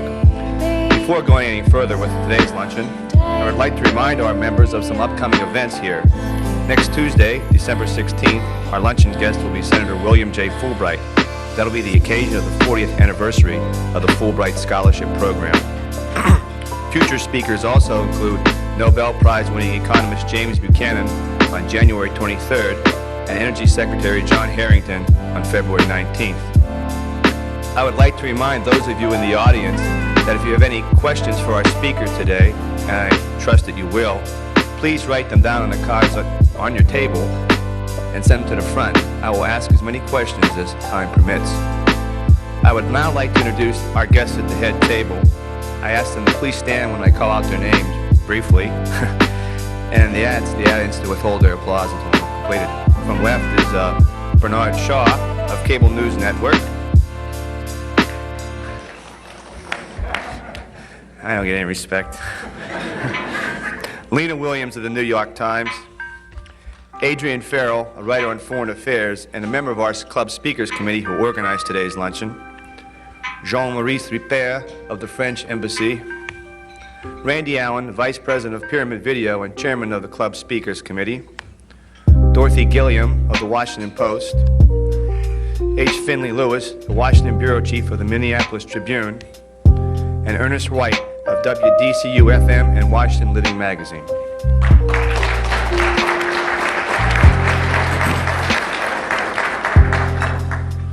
Our guest today, author James Baldwin, offers a fine lesson for those of us who are writers and those of us who are readers that we both shall well heed. It's a message of clarity, wisdom, insight, and determination. It was a message that was and remains one that needs to be heard. 33 years ago, Mr. Baldwin's first book, Go Tell on a Mountain, was published, but it was 23 years ago that his essay, The Fire Next Time, was what first brought him international acclaim. That essay is dissecting the U.S. racial problems. The road from there has been one of a continual climb into deeper respect from his peers and a reaffirmation of that message in essays, plays, and more than a dozen books. There have been times, however, when Mr. Baldwin's message, while on target, has been somewhat controversial. He criticized the American establishment for failing to meet with revolutionary leaders such as Ho Chi Minh, Mao Zedong, and Fidel Castro. He has argued that the myth of white supremacy is crumbling, superiority is crumbling, that warning the television has obliterated recent history and left teenagers with an absence of a feeling of community. He has noted that while the United States was willing to liberate Grenada, he has made no effort to do the same for cities like Detroit or New York. And he has said that the problems of the inner cities, such as drug and alcohol abuse, went unattended until they reached into the white areas of the city. Those are strong words from a man who once said he was too shy to approach Langston Hughes when they both lived in Harlem. Mr. Baldwin said at that time there were two Harlems, a division between the black people who lived on the hill and himself, who he called a raggy, funky black shoeshine boy. Mr. Baldwin was born in New York City, August 2nd, 1924, the first of 9 children. He's a grandson of a slave and a son of a preacher, and he grew up in Harlem, began speaking the gospel at age 14. After graduation, he held a variety of jobs to support himself and his writing. The writing first started appearing after World War II, publication first in the nation and in such magazines as Harper's, American Mercury, The New Leader, Partisan Review, and Commentary. Those works drew Mr. Baldwin into the New York intelligentsia, but in 1948, feeling frustrated with both the church and America's oppression of blacks, he moved to Paris for 9 years. As was the case for many artists, Paris was an important breath of fresh air to Mr. Baldwin. He wrote that he felt as though he suddenly came out of a dark tunnel and found himself beneath the open sky. Mr. Baldwin now divides his time between homes in New York City and southern France. Please join me in welcoming Mr. James Balwdin to the National Press Club.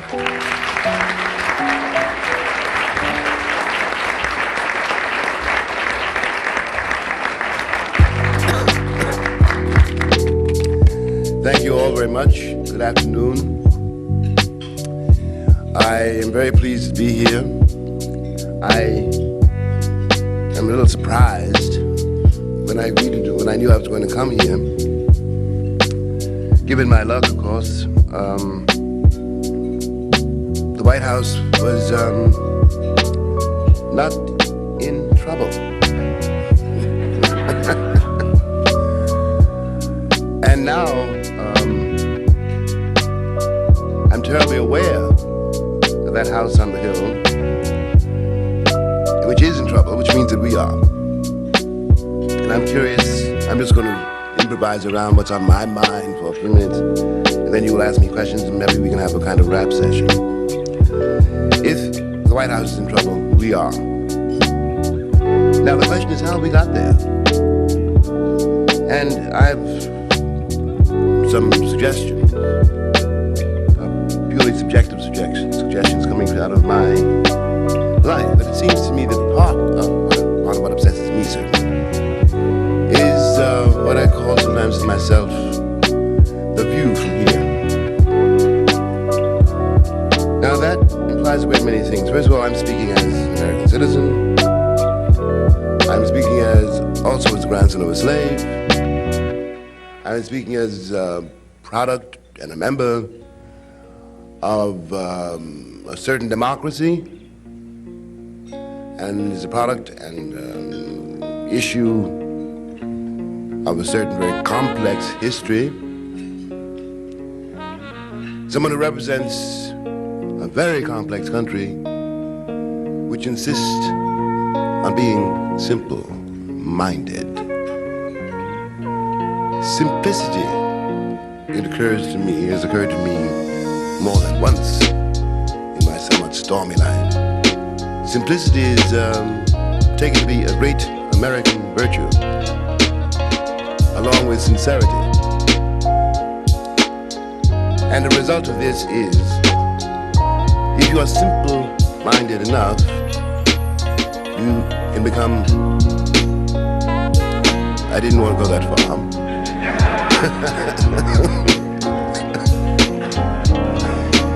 And as long as you're sincere in what you say, you haven't got to know what you're talking about. These are the American virtues.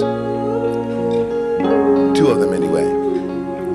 One of the results of this is that immaturity is taken to be a virtue too. So that someone like, let us say, John Wayne, the late John Wayne, who spent most of his time on screen admonishing Indians,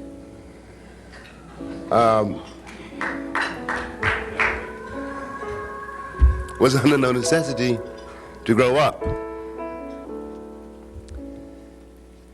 In a movie made during the witch hunt era of American life, when Joe McCarthy, kind of illiterate senator but very sincere man, was finding communists everywhere, somebody made a movie called My Son John,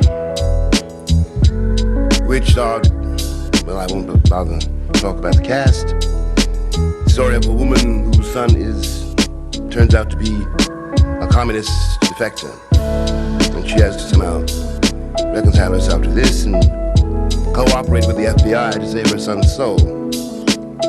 Perfectly okay, all right. But she says at one point to her husband, who's an American Legion hero, a model of simplicity, and he understands before anybody else does that his son is really a communist. How does he understand this? Because he is such a virtuous American, and is perfectly willing to put his son to death because his son is a communist. All right, I didn't make that movie. You know, it may or may not have made a lot of money, but it represented something in the climate of the times, and something very, very profound in the American experience, or the American refusal to endure or accept experience. One of the things, it seems to me, that has always contributed to this adoration of innocence, this adoration of immaturity, so that we really do get representing us a post-adolescent who's almost 80 years old. And we think of this as a virtue. One of the things that has always afflicted the American reality and the American vision is this aversion to history. History is not something you read about in a book. History is not even the past. It's the present. Because everybody operates, whether or not we know it, out of assumptions which are produced and produced only by our history. Now, the history of this country is not bloodier than that of other countries, but it's bloody. It is not more criminal than that of other countries, but it's criminal. Or in short, it is not worse than the history of France or England or any country we can name, but it's different. It's different for several reasons. A few weeks ago, I happened to have the TV set on, and I was flicking it aimlessly for a while, and then I started doing it deliberately.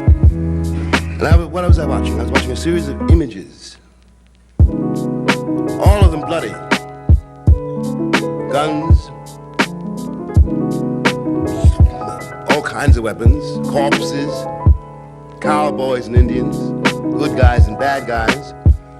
And for a moment it seemed to me that these compulsive set of images, I pretended to myself I was watching a person, a human being, very, very, very, very ill and was trapped in these images, could not be released from them, because all of these images come out of the history which we always deny.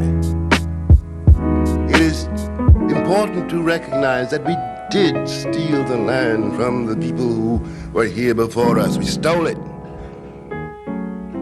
And we never honored a single treaty made with that person known as the American Indian. And I repeat, we're not talking about the past, we're talking about the present. We did enslave millions of people for no other reason than because they were black, and we did make a lot of money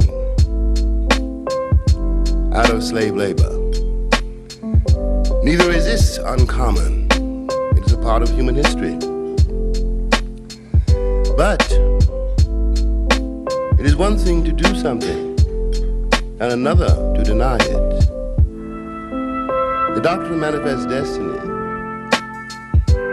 reassured all white Americans that as white people, as regarding to civilization, they had the right and therefore the duty to exterminate whatever stood in the way of the superior civilization. And as for Sambo, though it can be argued that slavery is a strange road to take in order to civilize someone, that was the argument, so that we can see, if we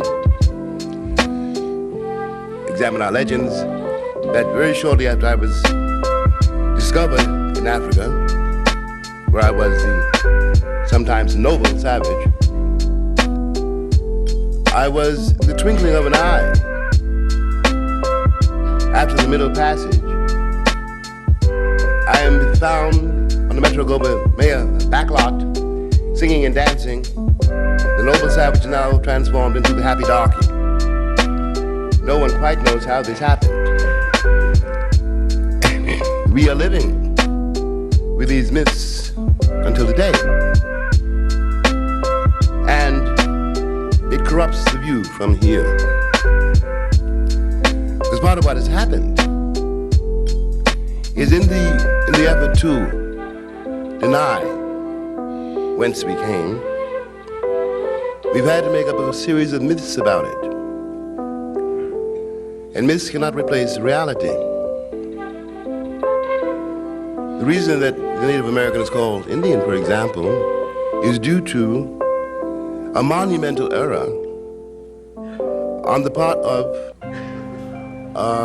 adventurer sent out by Queen Isabella of Spain to find a passage to India.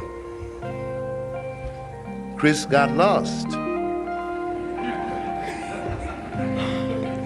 And when he woke up and saw these people surrounding him, since he had to tell Queen Isabella something, he said, "These are Indians," and took one back to Spain. We call this error has persisted in the language until this hour. In a similar way, once I became the happy darky, because if I wasn't the happy darky, then I was a slave. And if I wasn't happy, then something was wrong with slavery. So I had to be happy to keep the master happy. Say nothing, of course, to the mistress. Out of this profound misapprehension has come a system of reality, a system of ideas even, a system of thought, which makes reality very hard to reach. When the slave was discovered and put in chains, obviously he was debased, along with his women and his children. But he was not the only creature who was debased at that moment. The man, the people who put him in chains had also become less than human and debased themselves. with a further disadvantage. Whereas the slave must know the master, because the slave's life is in the master's hands. And the master cannot fool a slave, but the slave can fool the master, because the master wants to be fooled. My father, all the years that I lived with him, never dreamed of telling a white person the truth about anything. It seemed he never entered his mind to do so. He didn't care what they thought, he didn't care if they lived or died, he loathed them. That was very frightening for me to watch. My turn came too. But I could see what had happened. And really, it's important now is that out of this endeavor, what we call the white American has created only the nigger he wants to see. The reason that's important and terrifying and corrupts the youth in here is because when this same white man looks around the world, he sees only the nigger he wants to see. And that is mortally dangerous for the future of this country, for our present fortunes. The world is full of all kinds of people who live quite beyond the confines of the American imagination and who have nothing whatever to do with the guilt-ridden vision of the world which controls so much of our life and our thinking, and which paralyzes very nearly our moral sense. We are living in a world in which everybody and everything is interdependent. It is not white, this world. It is not black either. The future of this world depends on everyone in this room. And that future depends on to what extent and by what means we liberate ourselves from a vocabulary which now cannot bear the weight of reality. Thank you.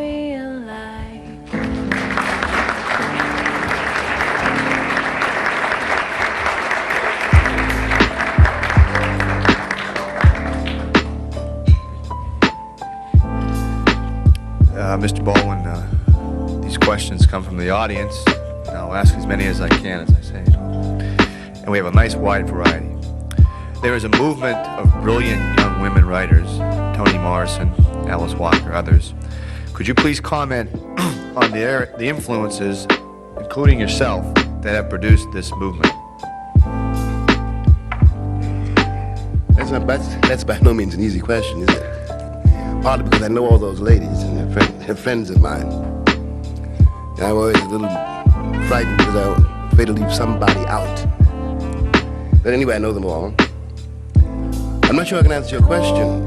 I think first of all, that the arrival of Toni and Maya and Paul Marshall and Alice Walker, for example, Louise Merriweather, was in a way inevitable. It had to come about because of the role that black women have played in this country, and more specifically, the role that black women have played in the lives of all black men. And that has always been a very troubled and even dangerous role,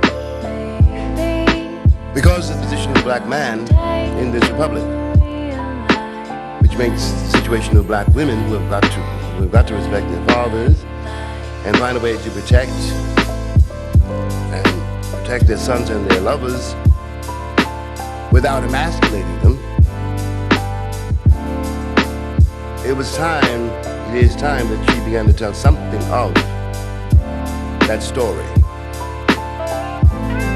It is in some senses condemned. But I think I welcome it as the ventilation, so to speak, of a family quarrel. What they have to say is somewhat terrifying, but true. And as for the influences, I've where to begin. One had to go back at least as far as W.B. Du Bois. The influences being, in short, that work done by black people, especially black people, to clarify the role of black people here, because most white historians and most white commentators, until today, are so busy justifying it that they can only lie about it. So Tony and Maya are excavating us all, helping to excavate all of us from a very dangerous myth. Do you feel the problems of Southern Africa are properly framed by our media in the context of the American experience?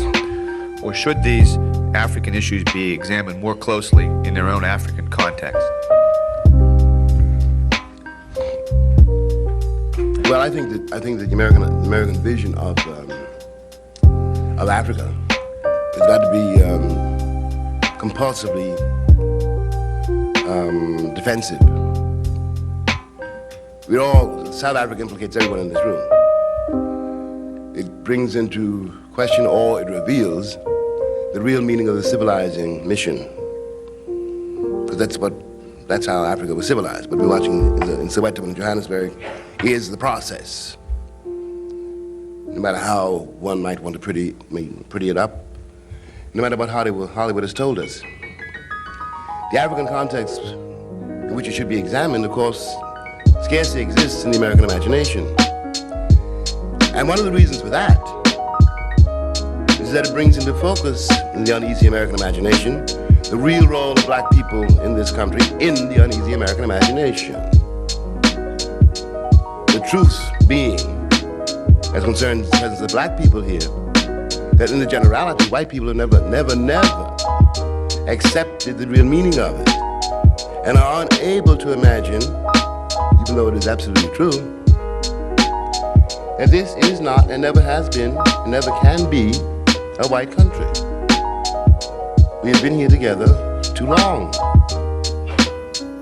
And the vocabulary which we are avoiding has got to deal with that before it can deal with anything as vivid, as dangerous, and as overwhelming as the South African situation.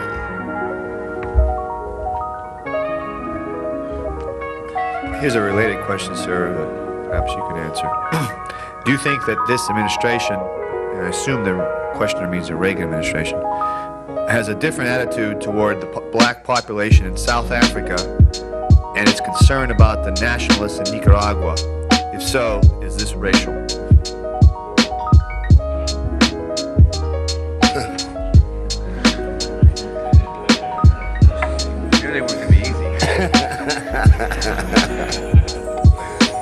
Well, they have no concern, let's be very blunt about it. I don't think this administration has any concern with Nicaragua either.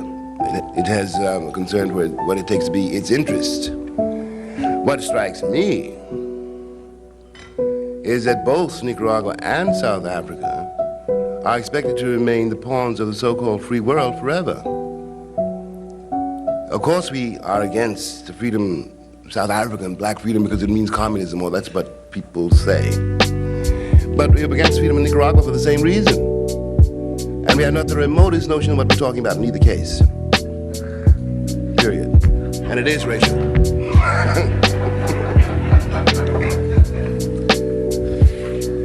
Mr. Baldwin, the questioner wants to know if you've seen the movie She's Gotta Have It. If not, I'll tell you about it after the luncheon. But however, they're not interested in my opinion. They want to know what you think about the movie. Have you seen it? I haven't seen it. Okay, well, sorry. Okay. Well, we'll go to another question then. A number of black male writers who have criticized the portrayal of black men as abusers, rapists, addicts. A portrait often drawn by black women and one which black men feel perpetuates a negative stereotype. Do you feel that the image of black men is being falsely portrayed? I think the image of black men in this country has always been false. It's late in the day to blame it on black women.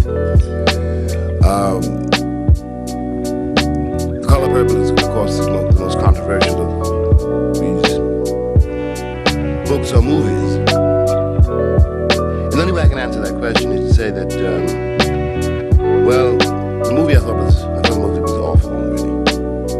And in the movie I felt if you're going to give me that particular man, that black man, then you got to tell me more about him. You know, I can quite see, black men that can do all those things, but then there's got to be something wrong with them.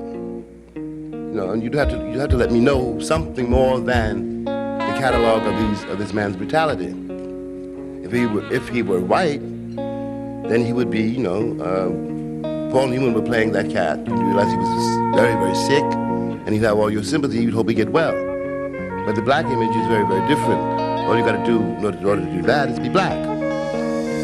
Well, it's an image of black people which is not entirely Alice Walker's fault. That is the way the Republic has seen black people, black men, since they heard of black men. And that has had a terrible effect on black women. And in that context, if the motive is to be liberated from these images by exercising them really, then amen. Freedom is very difficult to achieve. And the process is very, very awkward. But in order to demolish an image, sometimes you have to hold it up to the light and see what weight it will bear, see where it comes from, see if you can live with it. And you can't live with it, get rid of it. That answers your question. This one was written apparently as you're answering the last one as a follow-up. Could you please go into detail about the role of the comportment of today's American black male? The what? The role. Oh, the role. What should be the role?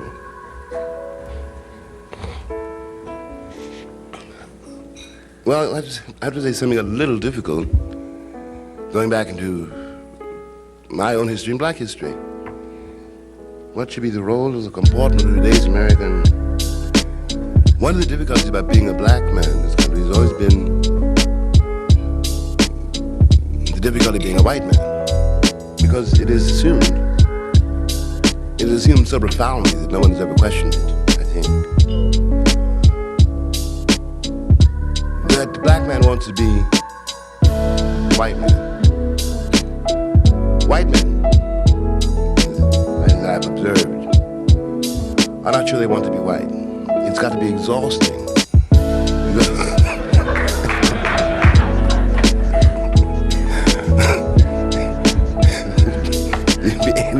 Endlessly flexing your muscles and, conquering the world and smiling.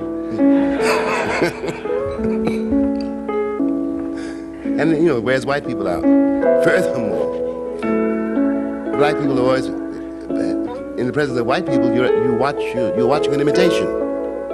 And you realize this if you try to imitate it, because you cannot imitate an imitation. Therefore, the role of the black man in today's America, it's got to be what it always really was, or what the Republic always feared it was. He is a man. And a man cannot be told what to do, a man cannot be defined by others. And there's nothing new about that. What the question really means is how should we alter the American model so that both the black man and the white man can be free. That's what the question means.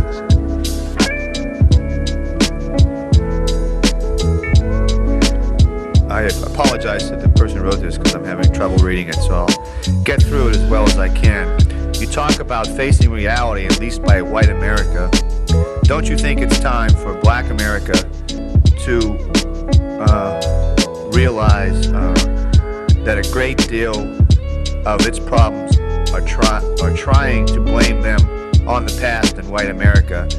Isn't it time for blacks to face up to their own realities, to other realities? I think that's the general. Yeah. I drifted the question. Excuse me. Well, I've heard that before. I don't think that black people, in the generality certainly, can be accused of blaming their situation on the past, or indeed blaming their situation on anybody. The situation is much too vivid, much too terrible for that kind of self-indulgence. But it isn't, as people I started out with. History is not the past. The situation of the black community in this country is abominable because this is a racist country, and every institution in this country is a racist institution. And the very last thing the Republic really wants is an autonomous black community. Anywhere. Everybody knows, for example, that if you build a school in a ghetto, you've built a disaster factory. And the answer to that is not to bus a child to another neighborhood. The answer to that is to rebuild a city so that human beings can live in the city. Cities are not supposed to be built for money to make a few people rich. Now, if we want to deal with that, we've got to go there. In the meantime, there's no point in blaming the black community for being upset about the community, because the community has always been at war with the Republic. When we tried before, some time ago, there was a school strike in Harlem, which blacks and Puerto Ricans came into the schools declaring themselves responsible for the education of their children, and it was a very successful strike. I was there, like nieces and nephews in school. It was broken by the United Federation of Teachers and by the city, because they did not want, first of all, that those billions of dollars, which is the education system, it is $1 billion business. They did not want that money controlled by blacks and Puerto Ricans. And that is what we were up against, and it's not the past, and there's no point in blaming black people for it.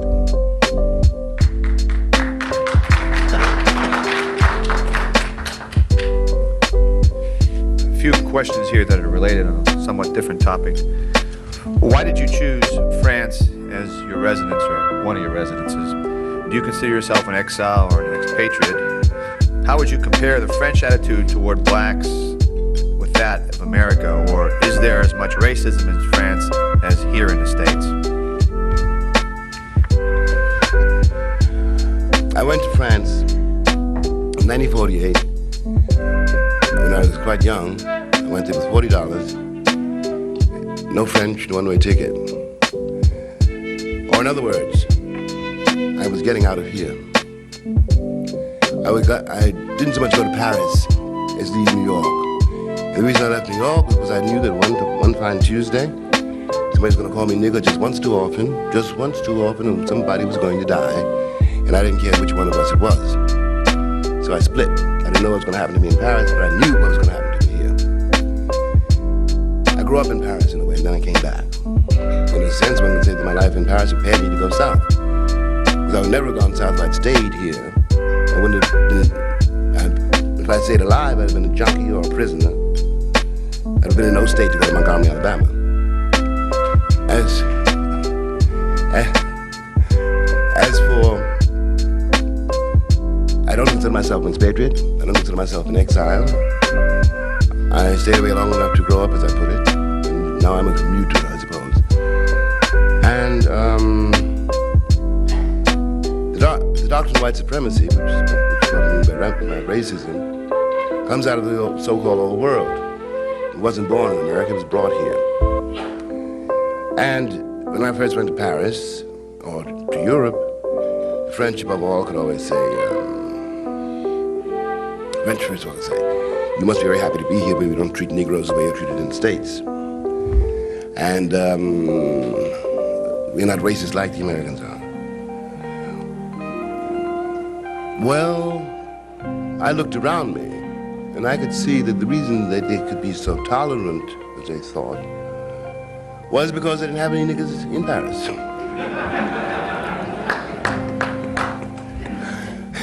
They were working for them far away, Senegal, Algeria, and so forth. And so it was not a part of the social fabric. And of course it was very good for me in a way, except my mama didn't raise no fools. I realized almost at once that the Algerian was the nigger in Paris. I was poor, I was with them, in the same jails with them, the same hotels, sleeping in shifts. Another way we were treated. And in a way, that's what drove me home.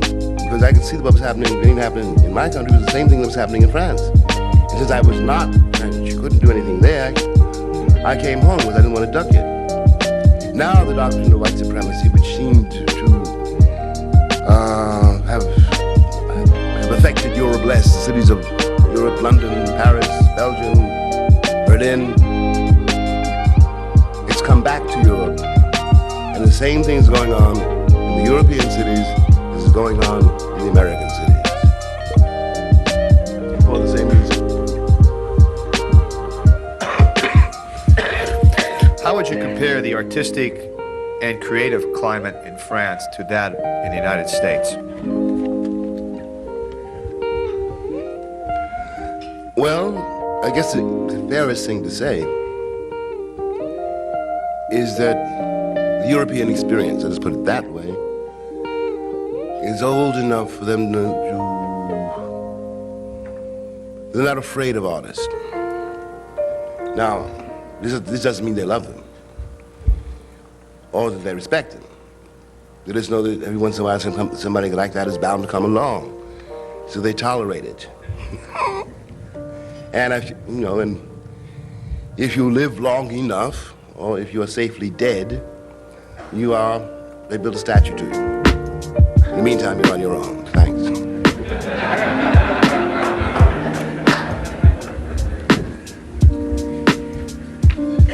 The questioner asks, as a white person reading some of your stories and books, I felt a great deal of prejudice and hatred against the white race. Did I misinterpret? A great deal of hatred? Prejudice and hatred against whites. I don't think that my life's too short, for one thing. No, I don't think it's either prejudice or hatred against whites. After all, I may say so, I run another country. And I wrote Jelani's Room. It can hardly be called anti-white diatribes. But I think that whenever a black person tries to tell the truth about a situation to white people, or to people who think they're white, because white is a state of mind, it's even a moral choice. Every time, if my testimony is true, my testimony is a black citizen of this country, or a black would-be citizen of this country, and my testimony is true, then the American myth is a lie. And when this collision happens, I'm accused of being prejudiced against white people.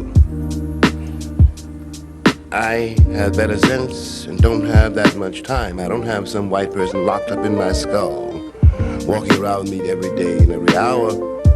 White people have a black person locked up in their skulls. And that's why they treat black people the way they do. You see what I mean?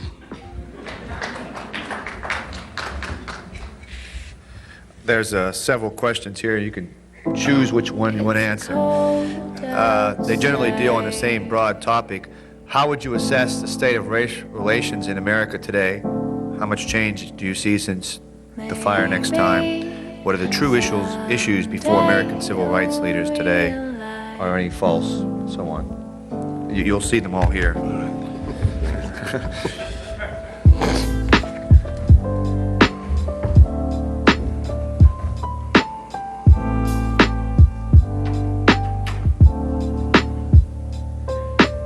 Well, it's a very difficult question to answer, seriously, because it's the question's sincere, but it's posed in such. What I would like to do, what I would really like to do, is an idea which maybe we can take hold of in this room. I want to establish modest proposal, White History Week.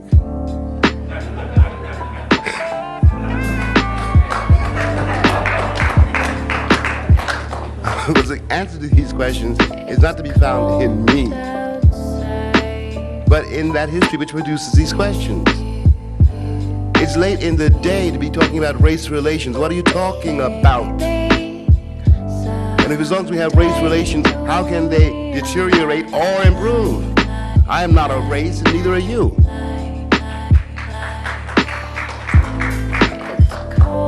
No, we're talking about the life and death of this country. And one of the things, I'm not joking when I talk about White History Week, one of the things that most afflicts this country is that white people don't know who they are, where they come from. That's why you think I'm a problem. I am not the problem. Your history is. And as long as you pretend you don't know your history, you're going to be the prisoner of it. And there's no question of you're liberating me, but you can't liberate yourselves. We're in this together. And finally, when white people, quote unquote white people, talk about progress in relation to black people, all they are saying and all they can possibly mean by the word progress is how quickly and how thoroughly I become white. I don't want to become white. I want to grow up. So should you. Thank you.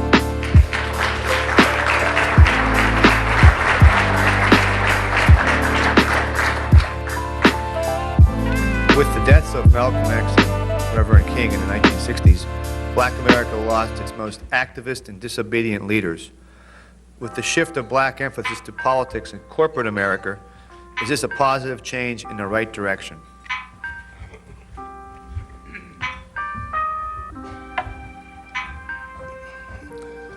I don't know how to answer that question because I don't quite know what the question means about corporate America. And I don't quite know what connection that has with human freedom or what we call democracy. And a change in the right direction. I think that the future is not nearly as simple as Americans like to think. I'm not convinced that the machine is going to resolve so many problems. I know that we've got to confront, I think, the fact that if we don't share the earth, we're going to blow it up. I think we have to rethink everything we think is true now,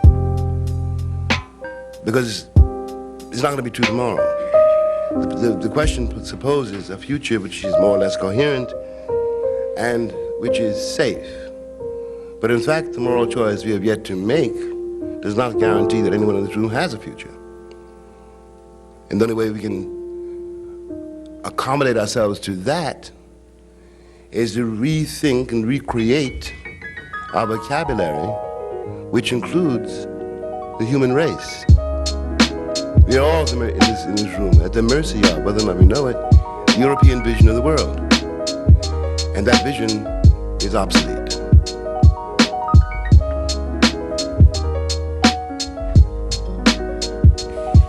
What is the proper role of the black politician today in American society?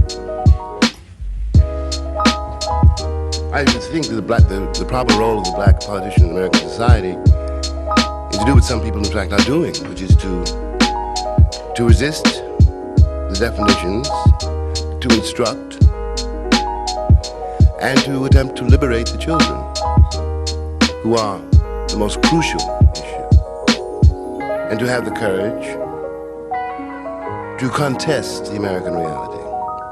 It may sound outrageous, for example, but consider this. When I was born, when I was growing up, various people blew themselves up with homemade stills and died drinking bathtub gin because alcohol was illegal and dope was legal. It did not mean that anybody stopped drinking, not at all. It just meant that various people made tremendous fortunes out of illegal liquor, and various people died out of illegal liquor. A new form of crime was created, and that's all that happened. Now, we want to get to the heart of the dope problem. Legalize it. That destroys the profit motive and may save our children. Nobody who has a habit, who can afford it, is going to go to jail. So it's a law which in operation can be used only against the poor. And a law like that is a bad law. And it does not stop anybody from his fix. It just puts some people in jail and some people under the ground because a whole lot of money is being made on the anti-dope law, which does not work. That is one of the things I think a black politician might suggest to white politicians. If you see what I mean. What contemporary topic or topics interest you the most these days?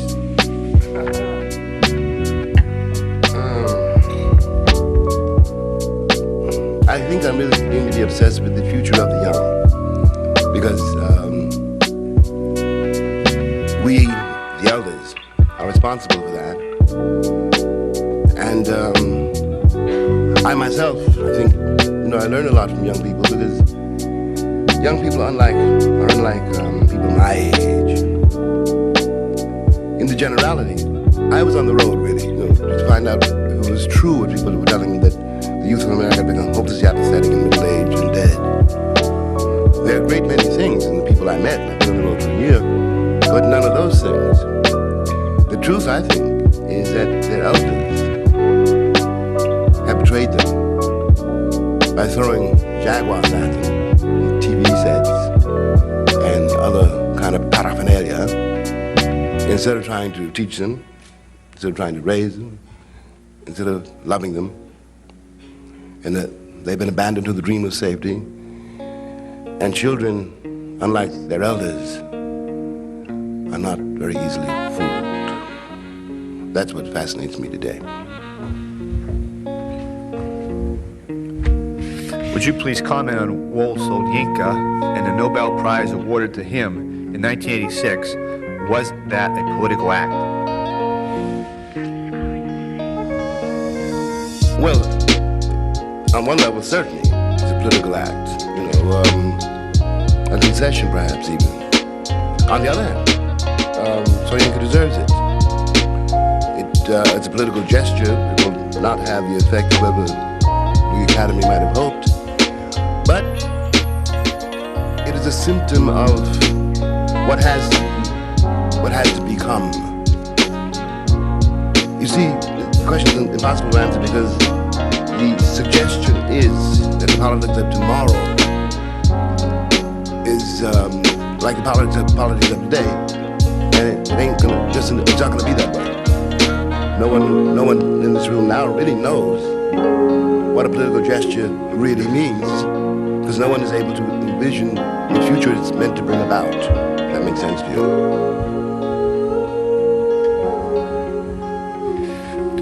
Why do you believe that simplicity is an American virtue? Isn't the simple man the virtuous model in most societies, certainly in communist states, where dissent is unpatriotic? Would you read that again? Certainly. Why do you believe that simplicity is an American virtue? I don't know if you said quite like that. But isn't the simple man a virtuous model in most societies, certainly in communist states, where dissent is unpatriotic? Dissent is unpatriotic everywhere. The purpose of the state is to remain the state. Let's not be romantic about that. And I didn't say that simplicity is an American virtue. I said Americans think it's an American virtue. And isn't the simple man the virtuous model in most societies, certainly in communist states where dissent is unpatriotic? The simple man, it depends on what you mean by simplicity. Simple is not necessarily simple-minded. Or one goes this far and say that no man is simple. It is not possible, it's a contradiction in terms. Every society has a model of itself, and every society's model of itself is false. Let us face that too. I had read where I started. No state is anxious to have dissenters in it, including this one. And there's more than one way to skin a cat, and more than one way to silence a dissenter. Mr. Baldwin, there's another one of these threesomes here that we're going to try to make into one question. Aren't you perpetuating the white-black problem by criticizing whites and glorifying blacks? Blacks and whites are supposed to be one and the same. Don't you think Black History Week and similar days, weeks keep us separate? And of all this, do you feel that racism is accurately been cited as a reason for so many of today's problems?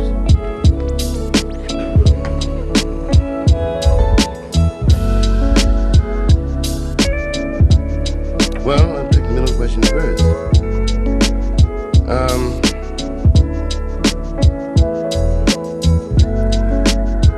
I was not joking about White History Week. After all, I was told quite some time ago when I was growing up that George Washington couldn't tell a lie. And Theodore did not chop down the cherry tree, I forget.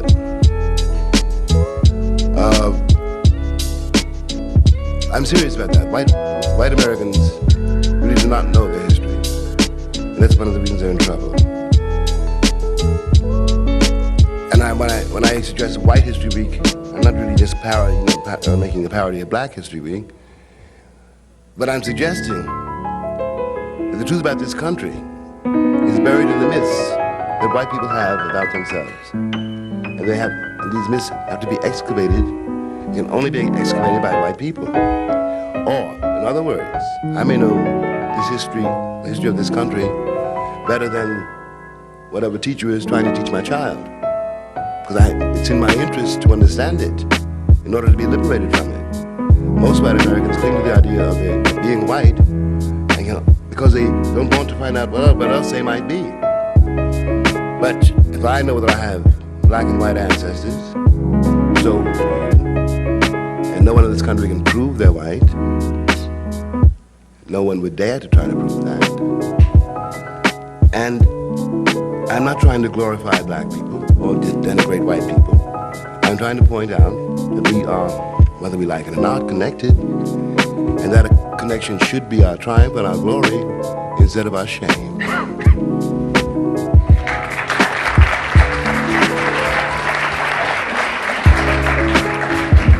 Before asking our guests the last question, I'd like to present Mr. Baldwin with a certificate of appreciation for appearing at the National Press Club, as well as the National Press Club paperweight.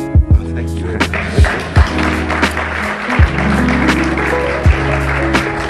Now, I know we've asked our guests many hard questions today, but some people may think this is the hardest one of them all. Mr. Baldwin, which of your books do you consider the best and why?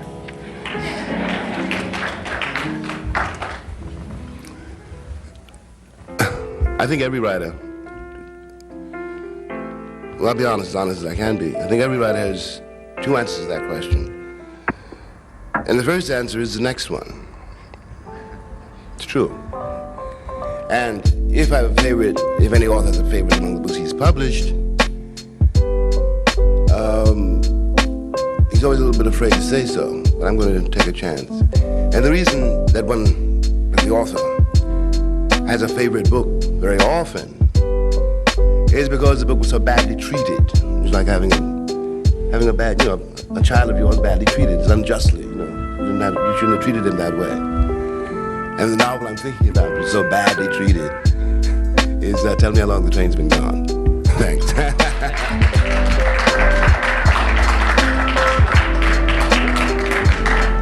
Once again, I'd like to thank our guest, Mr. James Balwdin, for appearing at this National Press Club luncheon. This concludes today's luncheon. Thank you.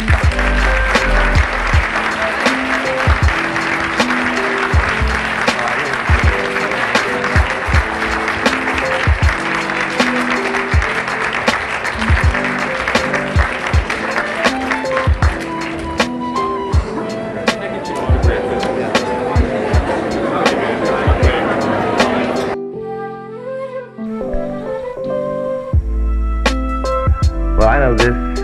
Anyone who's ever tried to live knows this.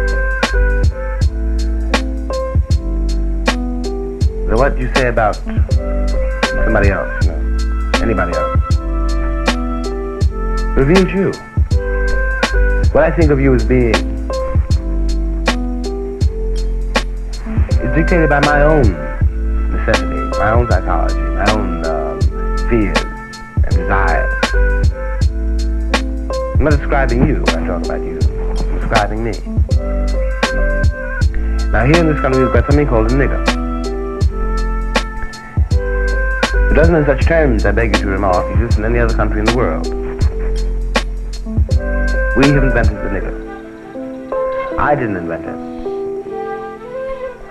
White people invented him. I've always known, I had to know by the time I was 17 years old. What you were describing was not me, and what you were afraid of was not me. It had to be something else. You had invented it, so it had to be something you were afraid of. You invested me with. Now, if that's so, No matter what you've done to me, I can say to you this, and I mean it. I know you can't do any more, and I've got nothing to lose. And I know, and I've always known, and really always, that's part of the agony. I've always known that I'm not a nigger. But if I am not the nigger, and if it's true that your invention reveals you, then who is the nigger? I am not the victim here. I know one thing from another. I know I'm going to born and I'm going to be, I was born, I'm going to suffer, and I'm going to die. So the only way you get through life is to know the worst things about it. I know that a person is more important than anything else. Anything else. I learned this because I've had to learn it. But you still think, I gather, that the Negro is necessary. Well, he's unnecessary to me, so he must be necessary to you. I'll give you your problem back. You're the nigger, baby. He is me.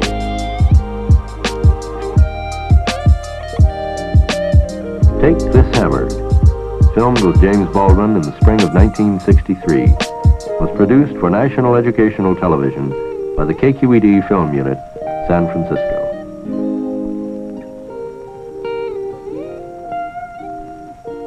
This is NET, National Educational Television. Would you? Well, in 1952, I was a play in Paris. In 1952, there were no black people effectively speaking in London, in England for that matter. They began to come in after 1955. And this is an extraordinary event for me because it's the black community, West Indian community of London, which is claimed to play. What is wonderful is coming into the theatre and finding black people here at last, because they never come to the theatre otherwise. Well, to tell you the truth, I've often wondered why white people come to the theatre. There's very little in the theatre to speaking to anybody. Do you look at the play and wonder, do you want to change it? Do you feel it's relevant still? I certainly wouldn't change it. In any case, the question is not whether it's relevant to me. It is certainly relevant to the people who have claimed it, the people who are playing it, the people who are interpreting it, who are making it theirs. I wasn't, after all, 35 years ago, there was no guarantee that I would be alive now. So you might as well be dead, you say. I might as well be dead, yes. It's about blind faith. Margaret, the heroine, just takes on faith, doesn't Well, she? she takes on faith as a way of avoiding something else. Many people do that. Perhaps most people do that. In order to avoid confronting love, and love involves the terrors of life, and that involves the terrors of death. And faith is, for many people, a kind of hiding place in which you won't be hurt, in which you won't have to think about yourself, and in which you won't have to change, in which you haven't got to be responsible for your neighbor. Why do you think your father became a preacher? My father was the son of a slave, which has something to do with it. He was a very strong-willed, very powerful, passionate, proud man. And for a man like that, in the South of those years, to speak only of the South of those years, a man like that was menaced from every conceivable angle. He was a walking phallic symbol. He was the culmination of the nightmare white people have in their heads when they talk about the nigger. And he had to become a saint in order to become a man. You mean to remove himself? To remove himself from the world's absolutely merciless judgment. Then why, at 14, did you become a preacher? In a peculiar way, though I was 14 years old, I couldn't possibly say it to myself that way. But my father's motives had something to do with my own, certainly. I wasn't as big as my father, I wasn't as visible, but I was very much like him. I was very proud, very difficult to handle. I too was a bad nigger. And a bad nigger, until today, let's face it, in the Western world for the most part, a free black cat is looked on as a bad nigga, and he's in danger. And that was one of the reasons I entered the church, so I didn't put it that way to myself. But where Margaret flies away from, in a sense, flees away from her sexuality, her sexual responsibility, in a sense, right? Do you think at 14 you were beginning to fear yours? Oh, I think that must certainly be so, you know. It was incoherent. Adolescence is an incoherent time. But certainly that had something to do with it. But it wasn't conscious. That became conscious when I began to be aware that as I stayed in the pulpit, as I began, against my will, perhaps, to learn more and more about my congregations and how little I could really console them, or I was much too young to give them any kind of wisdom. And I was learning more and more about myself. And I began to see, in a sense, I was hiding in the pulpit. If I kept on doing that, I would become a liar. Lie to my congregations, lie to myself. And whatever faith, whatever possibility of faith and love there might be in my life, I would destroy it. So I left. More people are turning to religion at the moment. More people are turning to a hiding place. It's not the same thing at all. Right. What is this? Well, you mean there is no such thing as religion, or are you saying? Well, religion, I think, I take my cue from Jesus Christ, really, who told me and told all of us to love each other, clothe the naked, feed the hungry, and visit those in prison. And if you can't do that, you're not a believer. I don't care what church you go to. And the world can't be behaving as though it's religious. No, the world You're saying. The world is full of blasphemies. But I wonder why there are born-again Christians then in large because numbers. They're panic-stricken. Because they don't know what to do with this century. They don't know what to do with what they made of the world. They don't know what to do with the choices they made. Look at the world, the Christian world. Are you as frightened by the world as you were when you were a child? I'm not frightened of anything anymore. You were? I was terrified. Well, terror can have one of two effects. You know, if you've got any sense, you realize that you better not run. Ain't no place to run, so you walk toward it. At least that way you'll know what hit you. Terror was because you were a black, right?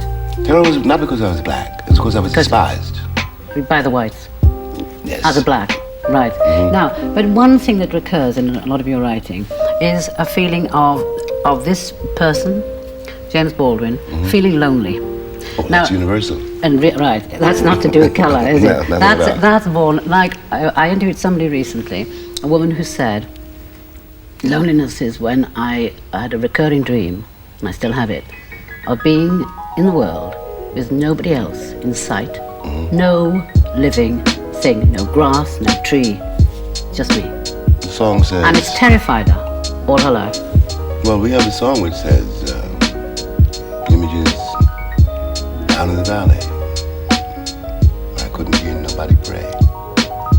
That's also where you find the strength or whatever it is, the grace to move in that desolation. When you moved from America to France, as a young man with not much hope of much of a living, were you fleeing for company? Were you fleeing from loneliness, from terror? What were you doing? Well, the truth about that is, my baby sister, whom I named, was born the day her father died. And in my own mind, I was in effect her father. But I had worked for the army, I had worked for the post office, I had worked for all kinds of people for quite a long time by that time. And I knew I could not survive the post office for 17 years, which I thought would be the time that she would need to be able to take care of herself. I'd be 36, and assuming I'd survive in the post office, which was very unlikely, it would be too late to start. So I had no choice but to jump. That was when all my eggs, as you say, were in one basket. I had to become a writer or perish. And so I jumped. But you left her. I had to leave her in order to survive? Well, in order not to betray her, I had to leave. When you write the book. When you went to France, you were saying, as a writer, were you not, that you were not going to write as a Negro writer, as a Negro man. You wanted to be a man, a writer, taking what you knew to other people, find out where it connects with other people. Exactly. Yeah. Was it easier to do in France than anywhere else? Well, it was easier. I'm not sure if that's ever easy, but it was easier in France because at least there I was released from the hostile eyes of white Americans. I was released. You see, the worst thing about that is that first the world calls you a nigger, and imperceptibly you begin to call yourself a nigger. You begin to react that way. You begin to confirm the world's judgment. And that was beginning to happen to me in New York. It was so touchy that I was like a spring. I began to invent insults and danger. I realized that I was doing it to myself. And so I had to get away and find out who I was, not what I was, but who. And since I was at the French, very, well, if you're not French in France, you simply don't exist. And I was invisible in France, and that was what I needed. But when you went to France, what amused me in one of your essays, I think I read it, was in order to find out who you were, you actually took a typewriter and some Bessie Smith records. That's right. To remind you who you are. What did Well, that I didn't mean? do that. Why the Bessie? I didn't do that consciously. I've been very sick, and a friend of mine carried me off to the hills in the mountains of Switzerland to bring me back to I was very ill.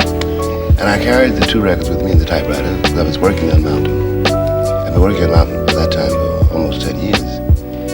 And it's true, in that chalet in the snow, I listened to Bessie Smith and to Fats Waller, and they carried me back to what I myself had been like when I was a little boy, and gave me the key to the language which gave me Go Tell It on the Mountain. We were in the theatre watching your play last week, and I noticed something which I think is a tricky thing about, let's leave aside the very big issue of race for a second. The race in quite a small everyday way I'm going to discuss with you for a second. This chap, right, he looked intelligent, he looked well off, he looked liberal. And since there were a lot of blacks and whites in the theatre that night, there was a black family, and their baby started first of all to gurgle, then to sort of laugh out loud, then to make a noise, then to cry, then to bawl. And he turned around, because it was a quiet part of the play, to say something. And then he saw that they were a black family. And he slowly turned around like that, because he couldn't actually tell them off like he would of a white family. Oh, that means he will tell them off in another way, the worst way. The only interesting question about that anecdote is why the black man or the black family thought they should bring the baby to the theater. Yes, I wondered that too. Well, I know why. Why? It's the same reason that people took me to see, Marian Anderson when I was very young. Same reason I took my sister to see Paul Robeson when she was very young. I know why. Black people need witnesses in this hostile world which thinks everything is white. That's why I brought his baby to the theater. What is a little comfort blanket? His No. comfort. His what? What? Something. The child will not remember he was there, but something in the child will register that. I see. I do see what you mean. But I do think, however, to go back to this point I'm making, that it is extremely difficult, isn't it, when there are racial prejudices around? Once you examine what the word racial means, after all, everybody's a race of one kind or another. We're not talking about racial prejudice, we're talking about the structure of power. The structure of power which has the right and the duty to tell other people who they are for very dubious reasons. After all, one of the reasons I'm black is because I had to be black in order to justify my slavery. That's part of my inheritance and part of yours too. It's got nothing to do with race. It's a way of avoiding history. When, in another of your essays, you had a mother say that her words to you were, I wonder sometimes what makes white folk so mean. Why? Well, that was a mother talking about her son, who was the only student, black student, in a white class in Little Rock. 30 years ago during the school integration crisis. And he was going through hell in that school, from not only from the students, but from all the other white people too. And yes, she was a real wonder. What in the world do you see when you look at my son to make you treat him that way? No one has done anything to you. But why then do you think it's I really think that, though it may sound a little strange, I think that the hardest thing for any human being to do is to forgive somebody they know they're wrong. so that white people live with a guilt? White people live in generality, as far as I can tell, live with a nightmare of the nigger they've invented. They have to have the nigger to justify the crime. Do you think... So they don't see the person. Do you think that people ever get rid of prejudices? Do you think they just It is let not them... a matter of prejudice. It is a matter of cowardice. It is easy to blame the nigger or the Arab or the Jew or the dyke or the faggot. Anyone who isn't you. You don't want to see that you could be that person. That in some way you are that person. What we call racial prejudice is a matter of the most abject cowardice.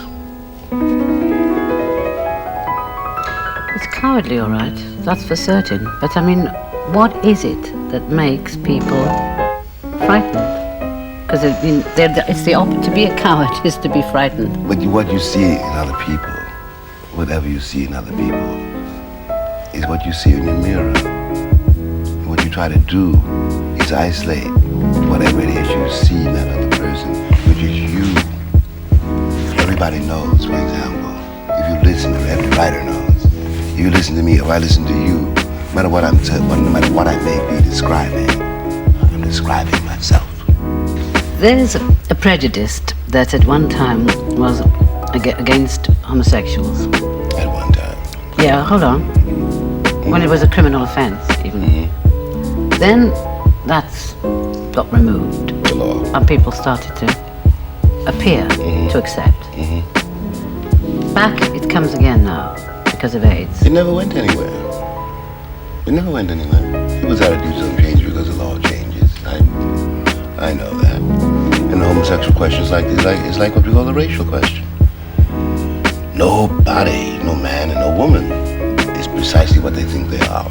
Love is where you find it. And you don't know where it will carry you. And it is a terrifying thing, love. It is the only human possibility, but it's terrifying. And a man can fall in love with a man, a woman can fall in love with a woman. There's nothing anybody can do about it.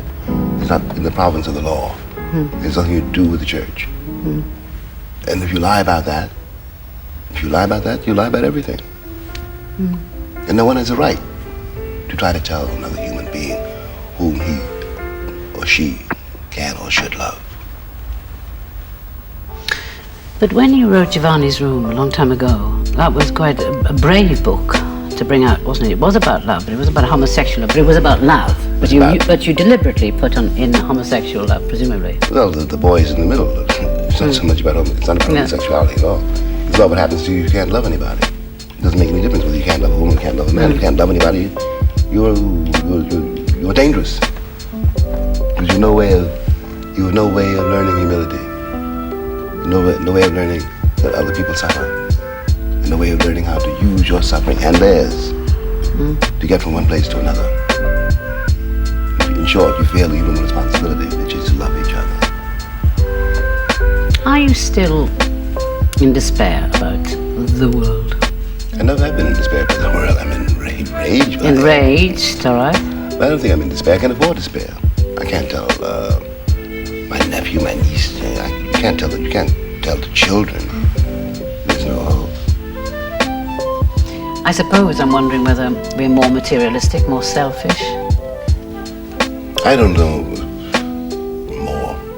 I think that we're more panic-stricken.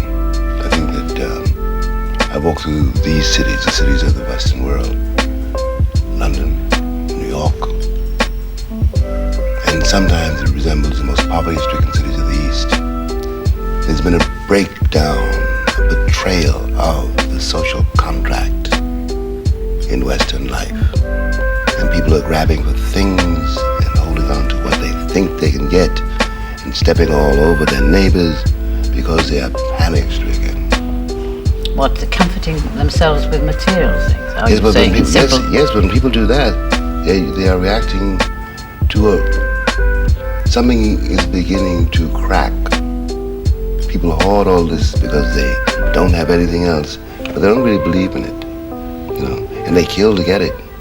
That proves the moral bankruptcy, which translates itself into the actual bankruptcy of the world in which we live.